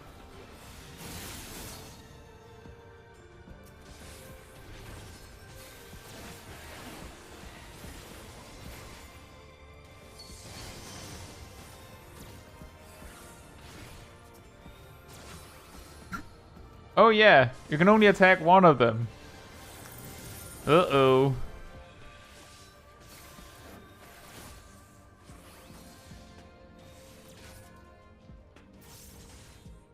And they have the buff from being close to each other. Yeah, that's like a 50-50 chance. And because of the length of the fight, you have to deal with both. Like, both will happen, at least. And that was the problem originally, but I guess once the damage the damage reduction disappears, you can kill them in time.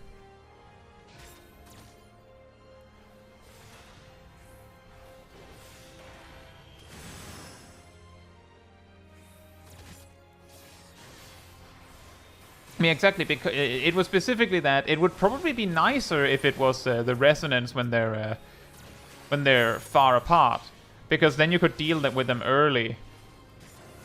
But it doesn't really matter, I guess.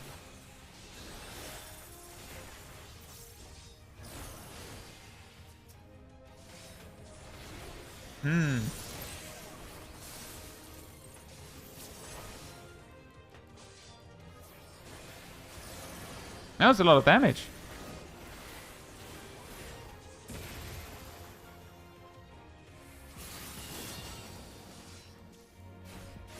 You know, that was something that I was wondering, was, is she just not killable until the other guy is also nearly dead? Because that was what I was thinking, is that, is he going to get, like, do some sort of hard enrage DPS check when she's nearly dead? Or when she dies? But I guess the answer is she can't die.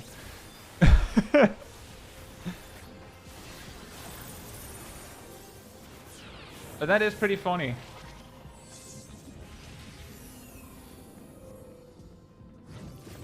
That's also, I guess, a way to ensure that you can't kill one of them off.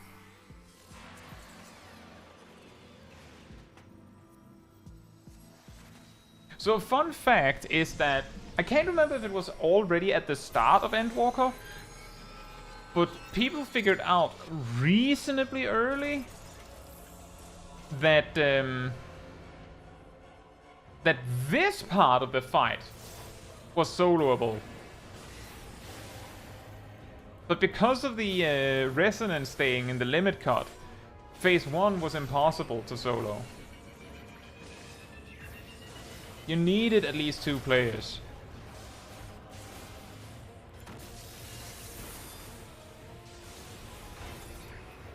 Zero damage with magic vuln.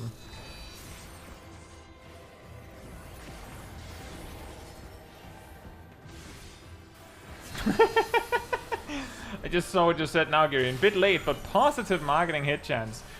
You have X% chance to break through the enemy's invulnerability.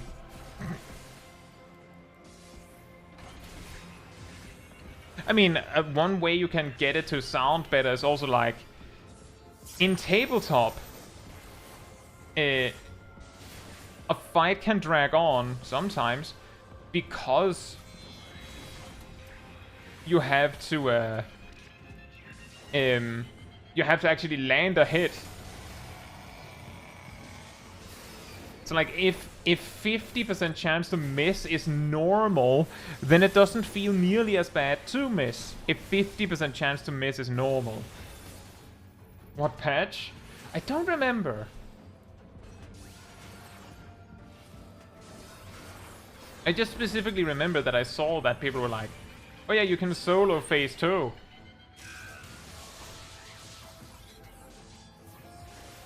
And if I remember correctly, I think... Oh, the mechanic. Oh.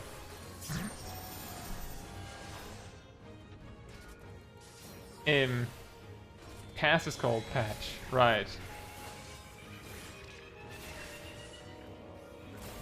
If I remember correctly, on phase 1, I think we looked at something that suggested that Blue Mage had the survivability to survive somehow the limit cuts, but it didn't have the damage to actually like power through.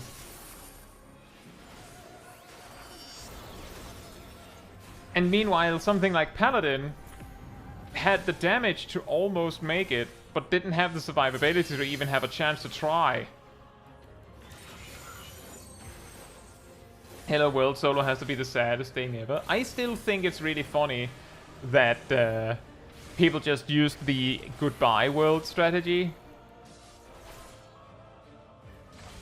I've never learned how to actually do Hello World properly. Because by Shadowbringers, the way people dealt with it while farming was you had a tank and a healer like in each cardinal position, all the way out to the edge.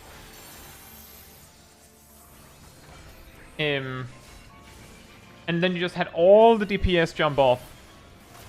And then the healers would res everyone.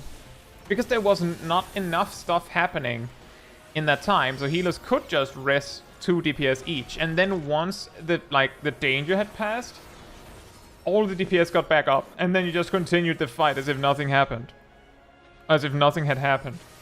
It was possible that a healer could just randomly die if they weren't like topped up and maybe had a little bit of a barrier, depending on how the debuffs were spread out.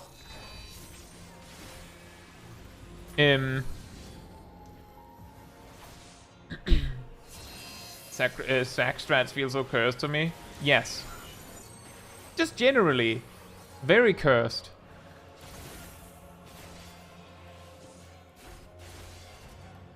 I still think it's really, really funny. Dealing with the cone stack on Shiva Extreme, where I think it was Asmongold that solved it by saying, well, the tank that is tanking will die, I guess.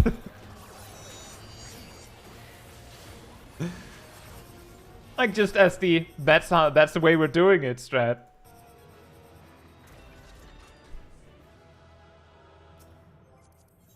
Kind of like P1S tank damage down strats.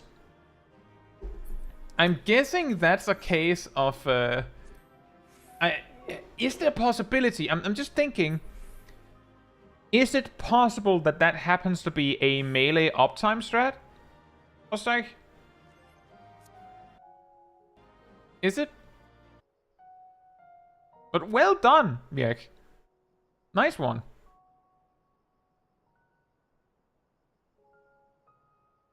The rematch. No, it was a case of people just didn't want to do the mechanic. Ah, that would have been my second guess. I'm not sure how much truth there is to it, but I have started to look for when there is some like really stupid strategy that seems to just screw over like 1 or 2 specific players for the potential benefit of others. My first thought is, who could possibly have come up with this? Like, the obvious culprit for something that happens to give damage down to the tanks is, well, it was probably not a tank that came up with it, because they'd probably be pretty annoyed.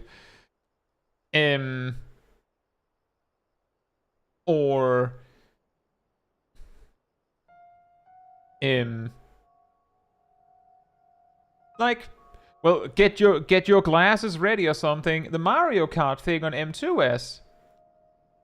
Like, the most basic explanation of that mechanic tells me that the main tank is getting screwed over because they might have to do ranged attacks to pull the boss around. Some mages might be getting screwed over. Some healers might be getting screwed over, which leads me to believe that either it was someone who does not care about damage uptime at all that came up with it, but I find it the most likely that it was a melee DPS that came up with it. Or a ranged physical. Like, those are the ones that don't care and are not affected at all. Like, for them, it's just, oh, neat, I don't have to think as much. Felt as my static just does the everyone for themselves strat for Alarm 1. The way we do it with the stream squad is we use a strategy that we first learned about through a content creator named Big Kobe, or just Kobe. So we call it Kobe strat, where we have the melees in the like way up in the north, and then we have the range and the healers like off in 2 corners, and then we have the tanks in the center approximately. It helps, like, it's basically a YOLO strat, but with a little bit of coordination, because the way you do it is that you stay on your spot until you have to move optimally, and then you dodge when you have to move. Optimally, again, like, no one's perfect. Whenever the spot you're supposed to be at is safe, you go back to it. like to bait to that spot again. And the reason why that specific formation is that if everyone stood at their formations for the full duration of Alarm Pheromones 1, then it minimizes sorry, it minimizes the amount of potential overlapping lines, which means like overlapping with different teams, so that as few movements have to be done as possible. That's the general gist of it. And if you're going to just YOLO anyway, just going, okay, well, can you start from here? It makes it slightly easier. That's not so bad.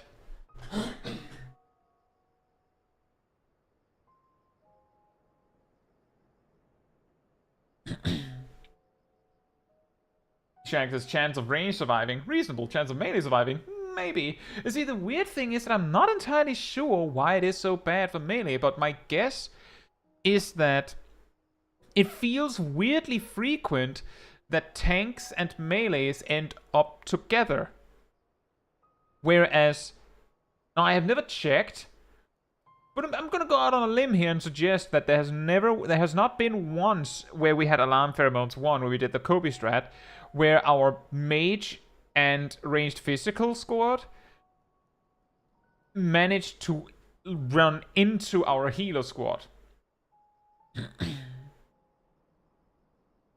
Like, there is such a long distance from each other, that I find it unbelievably unlikely that they would have to dodge so much that they end up on top of each other.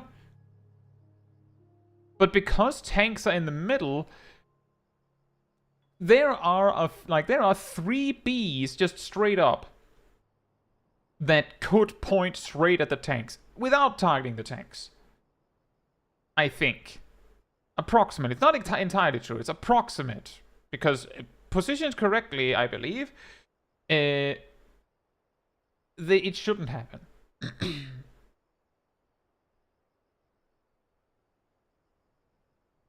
But that, of course, also means that if the tanks are pushed away from their spot, the most likely spot they'll gravitate towards is exactly the safe spot that the melees chose. And if we have 4 on the same spot, it means that there's a much, much, much higher chance that we'll, like, having to move as a unit, which also increases the chance that we're going to get hit again. Also, hey Zarian, hope you're doing well.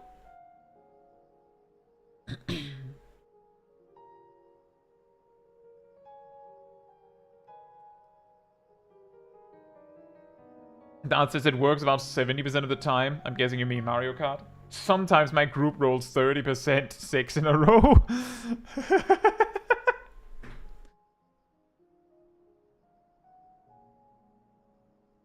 Yeah, that's also what I was thinking, Kat. I'm pretty sure Aerodel dies very rarely to Alarm Pheromones 1.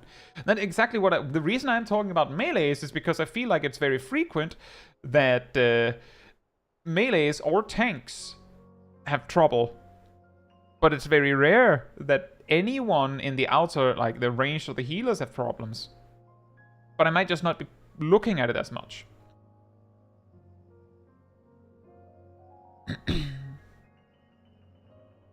Alarm Pheromones 1 will be as well. I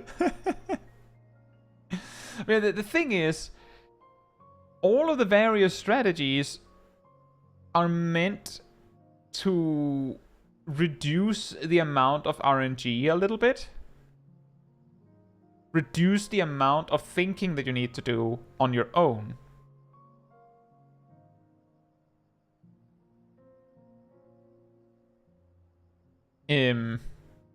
Exactly, Girhin. I'm wondering if the reason is exactly because tanks and melee are really close to each other, so there's a much higher chance that it will ultimately just be YOLO with 4 players on top of each other for melees. But I don't think we should change it. Could you imagine if we changed our M2S strat this much later?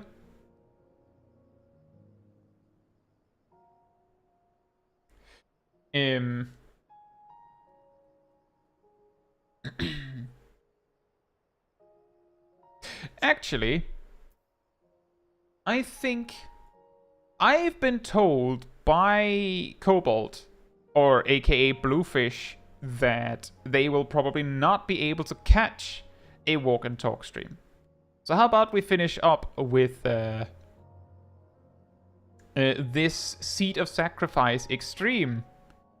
Synced, as far as I can see. Clear. It also doesn't seem to have any echo bonus.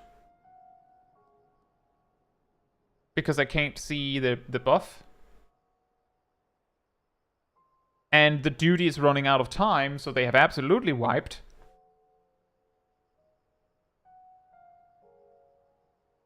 But we could take a look at this.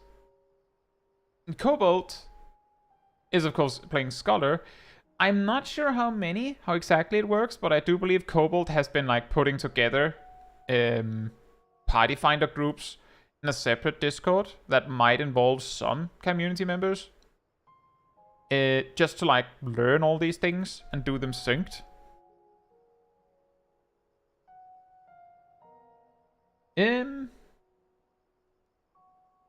I'll probably also do it, but I'll have to try and remember to write down the time so I can mention it for Cobalt. So they know later that we looked at it.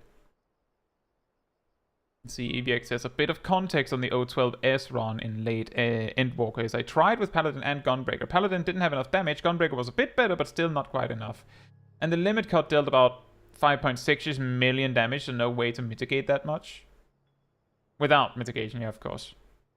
Green says, I wonder if it is also in part due to the boss being more in the way for the melees.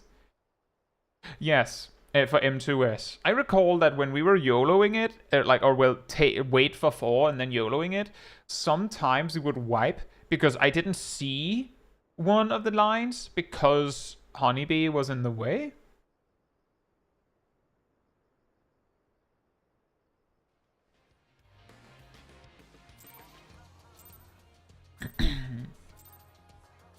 A little bit widescreenish. Well, I'll take note of the things so that Cobalt gets the advice. Just repeating that I know that you're not in the chat, so I'll have to give the advice a few times and just assume that you understood it.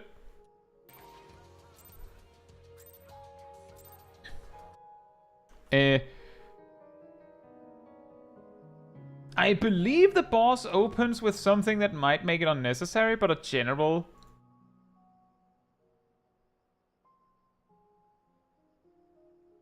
piece of advice. YouTube, are you alright?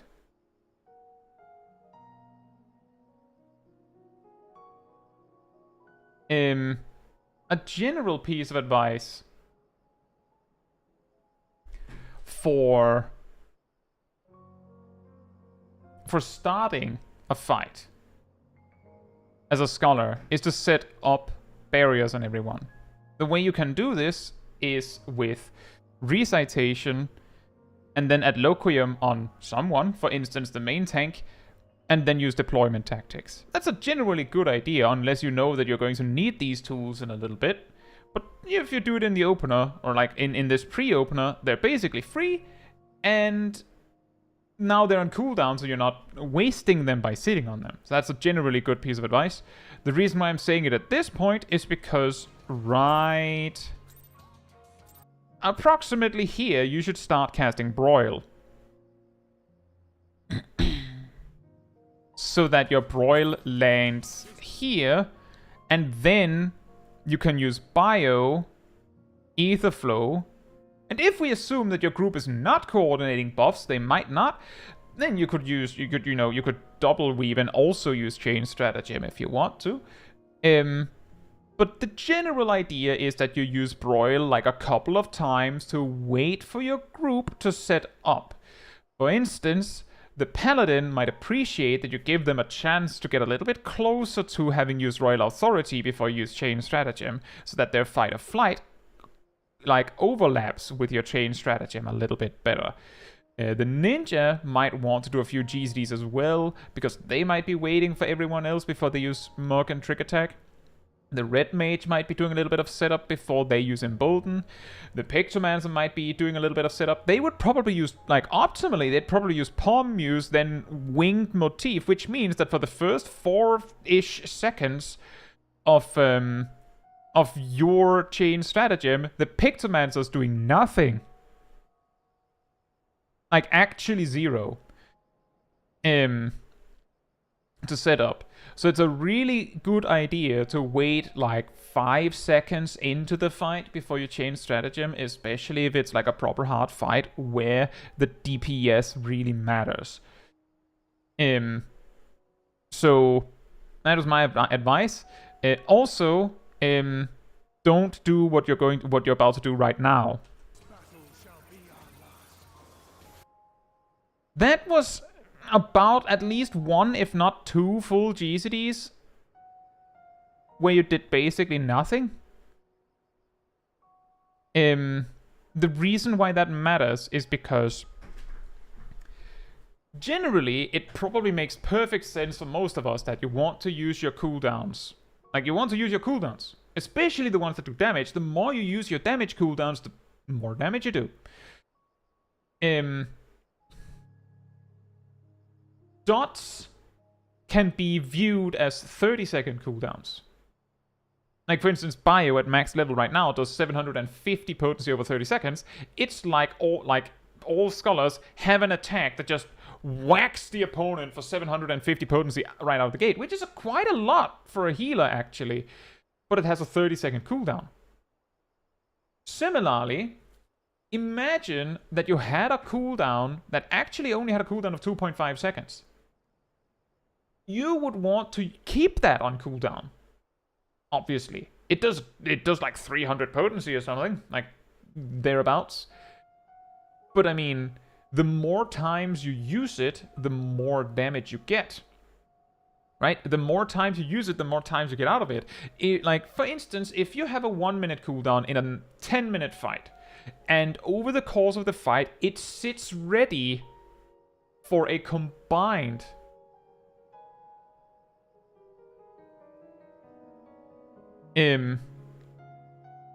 it's ready for a combined 1 minute over the course of the fight. Then, out of those 10 minutes, you could use one in, like, right on pull, and then, like, the boss would die at the 10-minute mark, so, like, you don't get an 11th one, but you would certainly get 10, because you get one on the pull, 1, 2, 3, 4, 5, 6, 7, 8, 9 minutes in.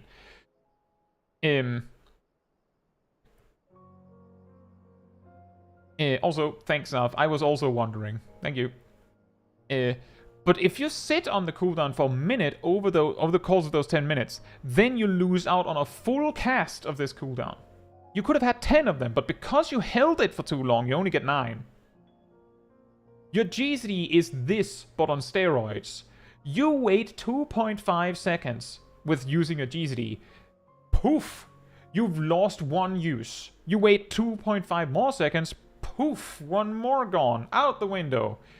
Every 2.5, you know, even less if you have spell speed or skill speed, but every 2.5 seconds, boom, you lost a cooldown. You essentially lost a cooldown every 2.5 seconds. So that one has to be spinning. You need to have an exceptionally good reason to not have it spinning, especially as a job like Scholar that can use Rune 2 while you're moving. So even while you're moving, you can still do something.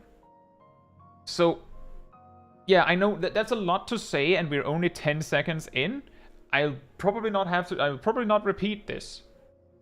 But just to, like, take it in from the start again. That 5-second pull time was a little scary because it might actually be hard, but I can see that it actually was a 10-second pull time, but you started recording after it was sent. When it's at 10 seconds, you could use Recitation, Adlo the main tank, deploy, and then it would last like 23 seconds into the fight, and it should apply, like, it should land on the first thing that the boss does at the very least. Around here, you start casting Broil. Broil finishes casting, you cast Biolysis, you use Ether Flow. I would hold Chain Stratagem for 2 more GCs, as in, you pre-cast Broil, Biolysis, Ether Flow, Broil, Chain Stratagem. And there's reasons for that. As I said, the Paladin appreciates it, if they're good. The Ninja appreciates it. I would say the Machinist probably appreciates it, the Red Mage appreciates it, and the Pixelmans appreciates it. The White Mage is also appreciated if they delay their presence of mind to align with that. The point is, That's like the general thing that people do. So it's usually a good idea to hold the 2 GCDs. Now, if we take a moment to look at what everyone else is doing.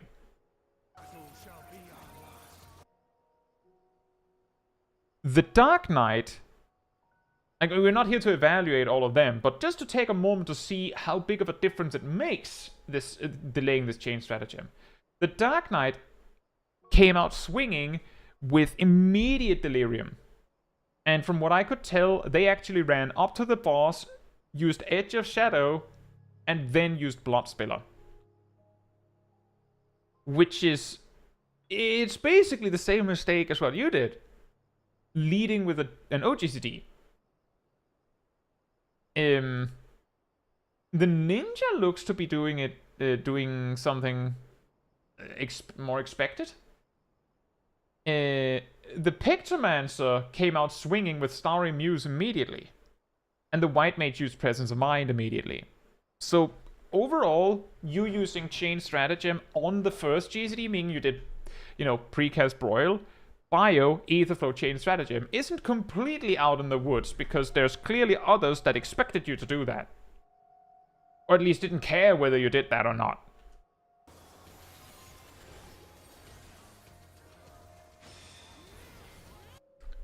This is when the ninja used Dokomori or Mug, which is their raid buff.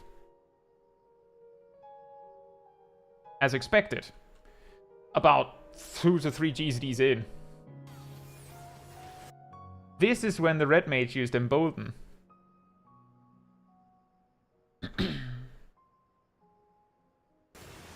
And then the boss opens by setting everyone to 1 HP. I don't know how much that helps if you have a barrier. I don't think it helps. But the question is whether he would actually manage to hit something on you. That is also why I'm just giving the general tip about the barrier. But I guess it wouldn't help here, because of how long it takes him before he does a thing. Very nice baits. And then we have, I believe this is what people call protein, or protean. And then we have meteor baits in pairs. Some people were greeting a bit, that's fine, that's good. And then everyone back into the middle to heal. This is the part that I'm somewhat familiar with, because we did see this when we were farming. Now, this is when we didn't see much more.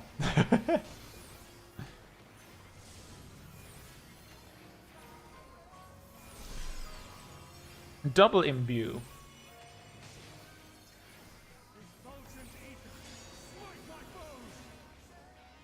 That's a circle, right? Circle with ice. And, well, Earthshake, or what do you want to call it. The paladin wasn't moving. Protean is what Black Cat does with hitting the same spot again. Right, in that case it's Earthshaker.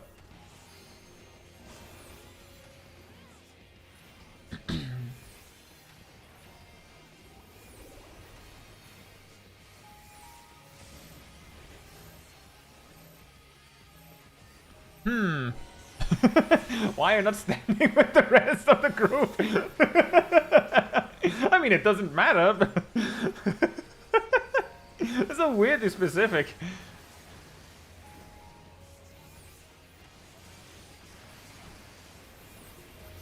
You should be spending your ether flow. You are spending your ether flow. Nope, you should have been using broil and then weaved one of those things, and broil and then weaved another thing. Your dot is also down, so you could have just weaved them during biolysis.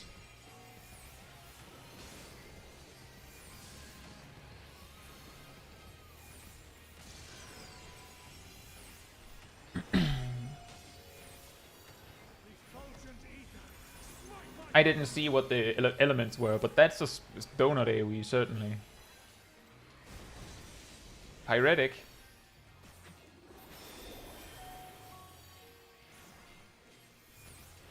And then we have roll stacks. The reason why they're roll stacks is because it does a cone AoE towards each roll. And that's also the reason why the healers are on opposite ends, because it's not a stack. It's just it does X damage. And by having the roll stacks, you know who's going to get hit. And if you just spread out in a circle, then there's a possibility that 2 players next to each other would have each, like, cone, and then they die. That's, Oh yeah, because the Bahamut. That looked quite, sketchy.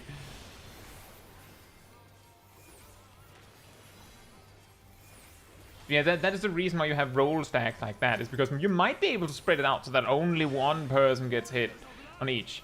But it's incredibly sketchy to do that, because you're depending on things going just right. And that's not reliable.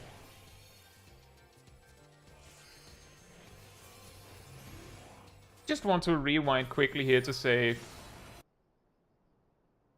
in this moment there's nothing to attack.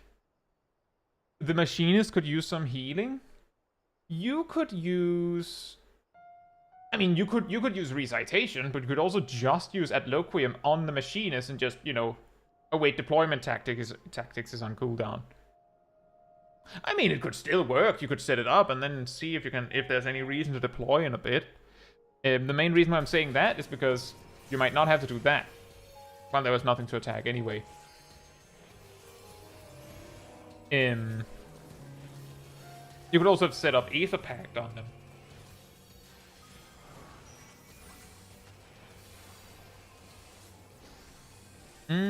That one is a little scary.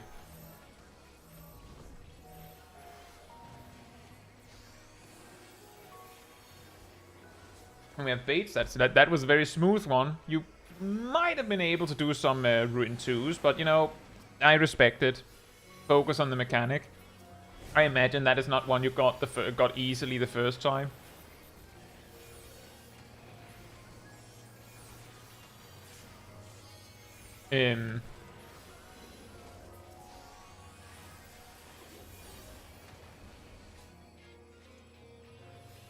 Here would actually be a good time to do recitation at low. Although, will that help at all? Does the barrier help at all with this?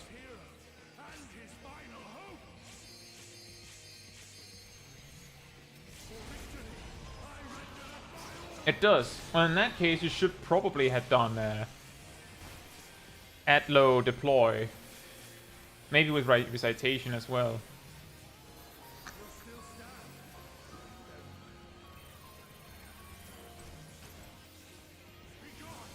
And arguably, afterwards, when you just did a sucker for the healing, you might have wanted to use emergency tactics for that. Since you just wanted the healing, probably. Although I see I do get the stress in getting people up quickly, making you want to just not wait for the weave of emergency tactics. But I mean, you have weaved other things not caring about that.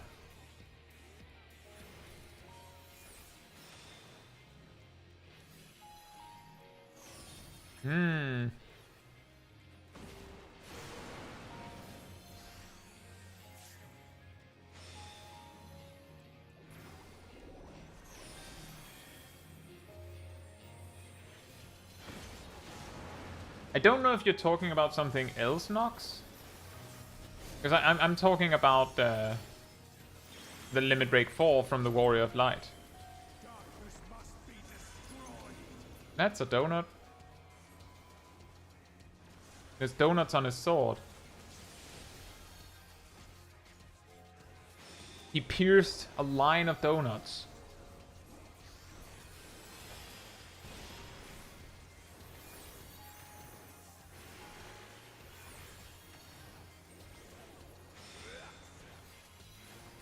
The bitter end.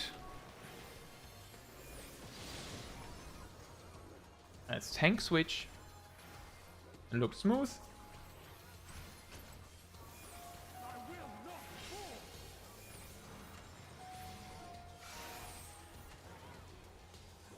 What is this, jumping?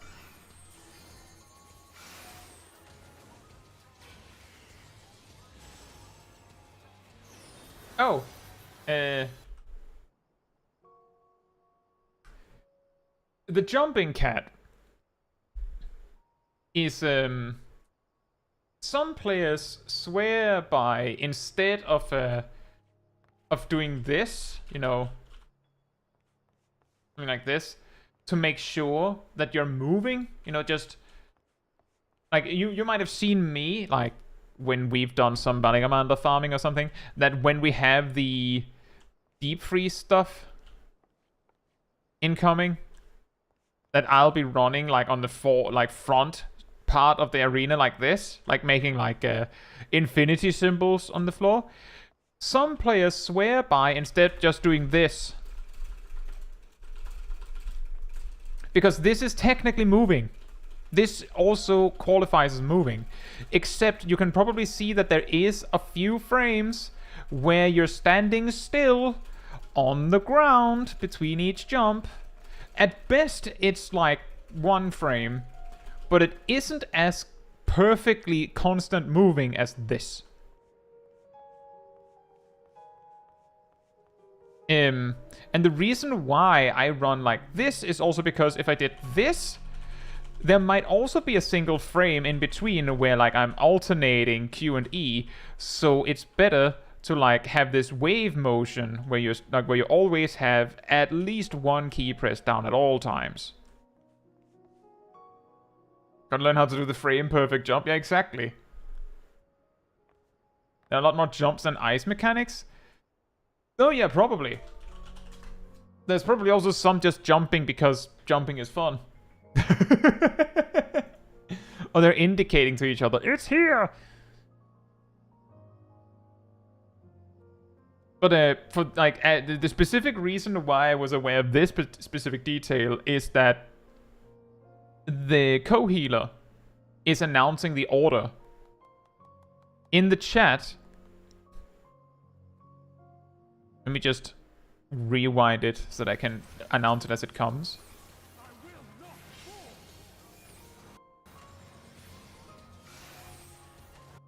At this moment, the white mage said stack, which was the first mechanic that was seen.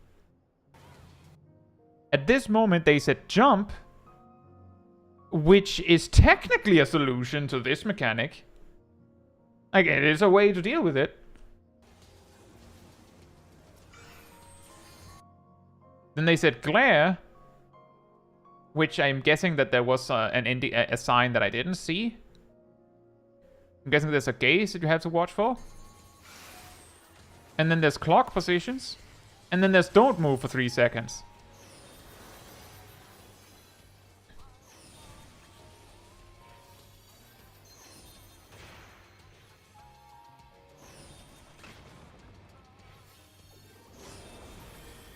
But if you think about it... Oh, Red Mage dead. The reason why it makes sense to jump for this specifically is...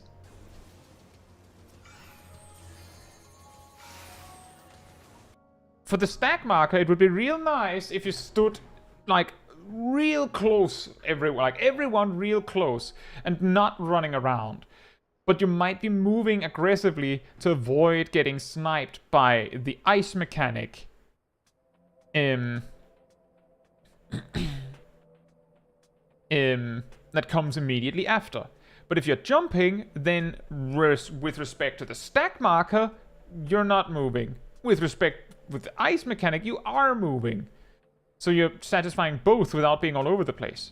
Additionally, running in circles means that, like, if you're playing on legacy controls, you're not very much in control. Like, you're not controlling in that much accuracy where you're looking, so you could absolutely accidentally look at the gaze mechanic. And running in circles isn't the best way to find your clock spot. So, like, 3 of the mechanics here are like, it might not be good to be running all over the place. 1 mechanic is dealt with by running all over the place, and 1 mechanic, finally, is dealt with by not running all over the place. So there's an argument for jumping in place for that. Johnny says it was more popular because of the stillness in T. That could be the case. That it popularized the strategy because a little bit before, people needed to be even more precise with a similar mechanic. A similar problem. But yeah, personally, I'm a much bigger fan of running around. But I'm also pretty good at staying in a very small area if it has to be a very small area. Simply because I recognize that problem with... What killed the Red Mage? Did they try to attack? Did they move? But just because of that observation that the jumps might not be perfect for standing still. But it is a hilariously common problem that people go, just jump frame perfectly, right, Kozari? Like, there is no such thing as it's difficult. Just do it. Also, I hope you're doing well, Kozari. And Johnny. And Emir. Emir that just snuck in. You missed us reviewing Phoenix. Savage. Although on the other hand, that might not have been something you'd enjoy. Maybe one day, Emir. And hopefully I'll be there to wish you a good day when it is a good day.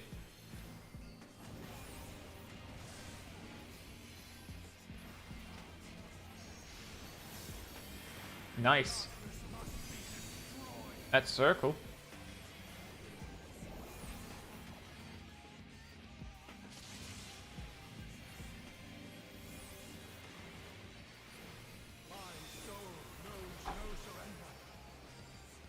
You should use energy drain at least.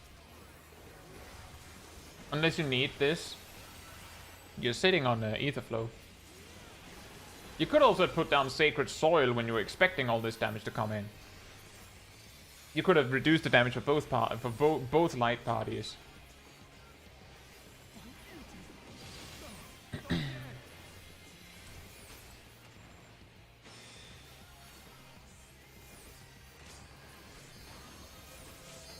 Okay, that is actually pretty cool. Did you see that? Right here, you get limit break 3. Mine against you. Although be careful, he might just have it grounded if you use it at the wrong time. That's just a jumpy machinist. That is probably a jumpy machinist. Yes. And they have scratchy claws.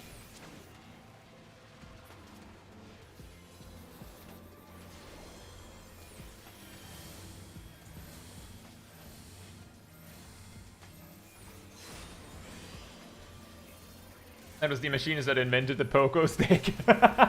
If only I could jump even better. I have an idea.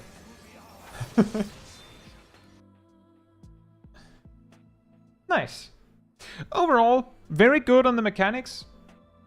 But on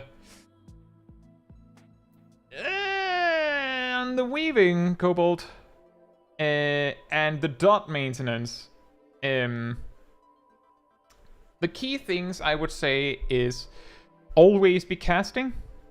If there's an attackable target and you don't need to heal anyone, you should be casting Broil or Biolysis. And if you're moving, at least cast Rune 2. Cast something. Chain Stratagem is better used a few GCs into the fight, and then on cooldown. As in, you're still doing it on cooldown, but just not immediately. I recognize you didn't use Dissipation at all, but I think that's totally fair. It's a reasonably small gain on damage. That is not your highest priority. Not at all. Not right now. They're way easier damage gains for you, for your immediate future. But yeah, the opener. If you need some guidance on how that opener goes, and you would like to see how it goes, while I do believe I only demonstrated that level 100. It's nearly the same. The only difference is that there's like Baneful Impaction in there, but you just don't do that part. And you also don't have to spend your energy drains if it's scary in your opener. But specifically Chain Stratagem, where people usually rate buff, and pre-cast Broil, then cast Bio, then Etherflow. You know. Gold standard. And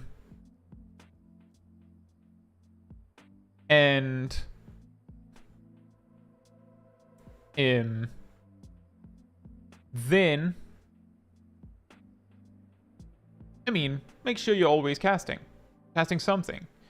Setting up at least an add low with deployment tactics before pull is a reasonably good standard to follow. If you also use recitation on it, that you can do, but you don't have to. Maybe you want that recitation for something else. Always be beeping.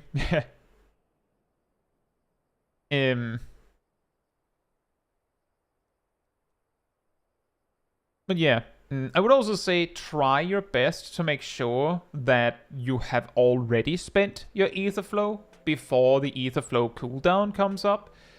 Don't start looking to spend your energy drains when it's already ready. By that point, you are already late. If you hold them for some reason, then it has to be a really good reason. Essentially every 20... You could see it as every 20 seconds that ether flow, the cooldown, sits ready, where you're not spending it, you lose one charge of it. Like, you use a third of it. Essentially. So it's better to just throw it out there and then refresh. Instead of sitting on it, just in case you need it. I say this somewhat often in my healer guides, I believe, is the key when holding cooldowns is to ask yourself, do I know that I will need this in a bit? I think I talk about this in my healer mistakes video as well. But ask yourself, will I need this? And if the answer is yes, then the question is, how long will you have to hold this? Because you might go, I will need this in 2 minutes. You'll have a new one in 2 minutes. Or you might have something else in 2 minutes. It doesn't have to be that cooldown. If it's like, I'll need it in 15 seconds, then okay, fair. But are you sure it has to be that? Could you use something else? But the key is figure out, do you need this thing before you sit on it just in case?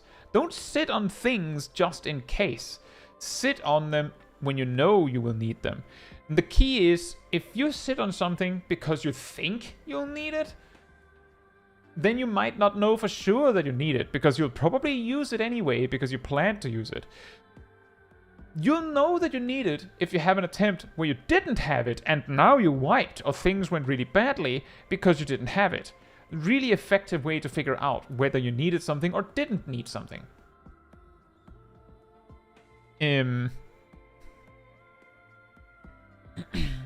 Also, don't sit on someone without their permission, that's true. But yeah, try to make sure you're using your cooldowns. Try to make sure you and when I say using your cooldowns, your GZD, most importantly, should be used very frequently. All the time, preferably. It should always be spinning. The other things go in between. And yes, that does mean that you cannot double weave anything after broil. You have to single weave them. But it'll come with practice. But if you don't know, it'll be hard to learn. But I think that's the advice that I have there. Did anyone write down approximately when in the stream it's that I started reviewing that one? I guess not.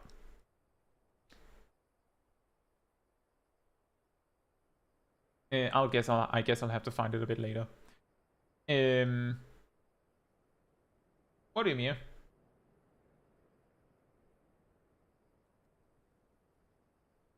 How did you go this overtime? We were talking about stuff. And then I thought, we can get one of the clips that had been here for a while with people that had specifically told me that they couldn't be here for their clip anyway.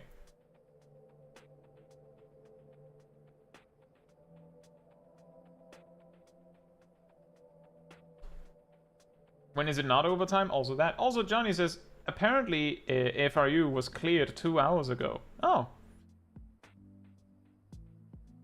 Either there was no Phase 6 then, or Phase 5 was surprisingly easy, and Phase 6 was surprisingly easy. I guess I'll have to check that later.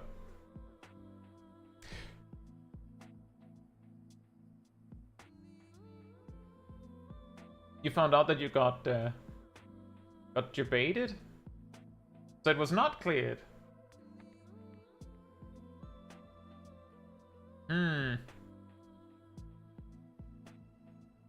Have we finally found the FRU drama? It was a troll post. Okay. Okay. False alarm, everyone. It was a troll post. Troll post. Woo. Right. Well, that is indeed very, very, very long overtime, but that is just classic for me. But if you enjoyed this particular stream, it helps me a lot if you leave a like on it here on YouTube. That tells the algorithm that this was an enjoyable stream. It'd like other people to enjoy it as well. So thank you so much for the support. And if you would like to join the Discord community server, there's a link there in the chat. There, you'll find the weekly schedule where you can see what else is happening on the channel in the coming days. And you'll also find the announcement room, where I post links to videos and streams when they come out. And if you grab the reminder role in the role assignments room, you'll get a notification whenever I post a stream or a video. And you get an extra one around 15 minutes before stream starts, so don't miss a second. And if you'd like to support the channel even more directly, you can become a member of the channel, you can gift memberships, you can use the super chat system, or if you don't like any of that, there's also a Ko-Fi link in the description, and also one in the chat from Aradel right there. It all supports me and the channel directly, so that I can focus on doing things like this with all of you. So thank you so much for the support. And thank you, Vince. I'll try and write that down. That is appreciated. It's hard for me to know for sure, because I have a few different timers on my screen for various reasons. Thanks. I was an idiot and wrote down the clock, like what time it was, and I was like, wait, that's not visible on the stream. But yes, that'll be all from me tonight. That was a lot from me tonight, hopefully. But with that said, good night, good morning, afternoon, or evening, depending on where you are in the world, and I hope to see you all very soon. Bye-bye!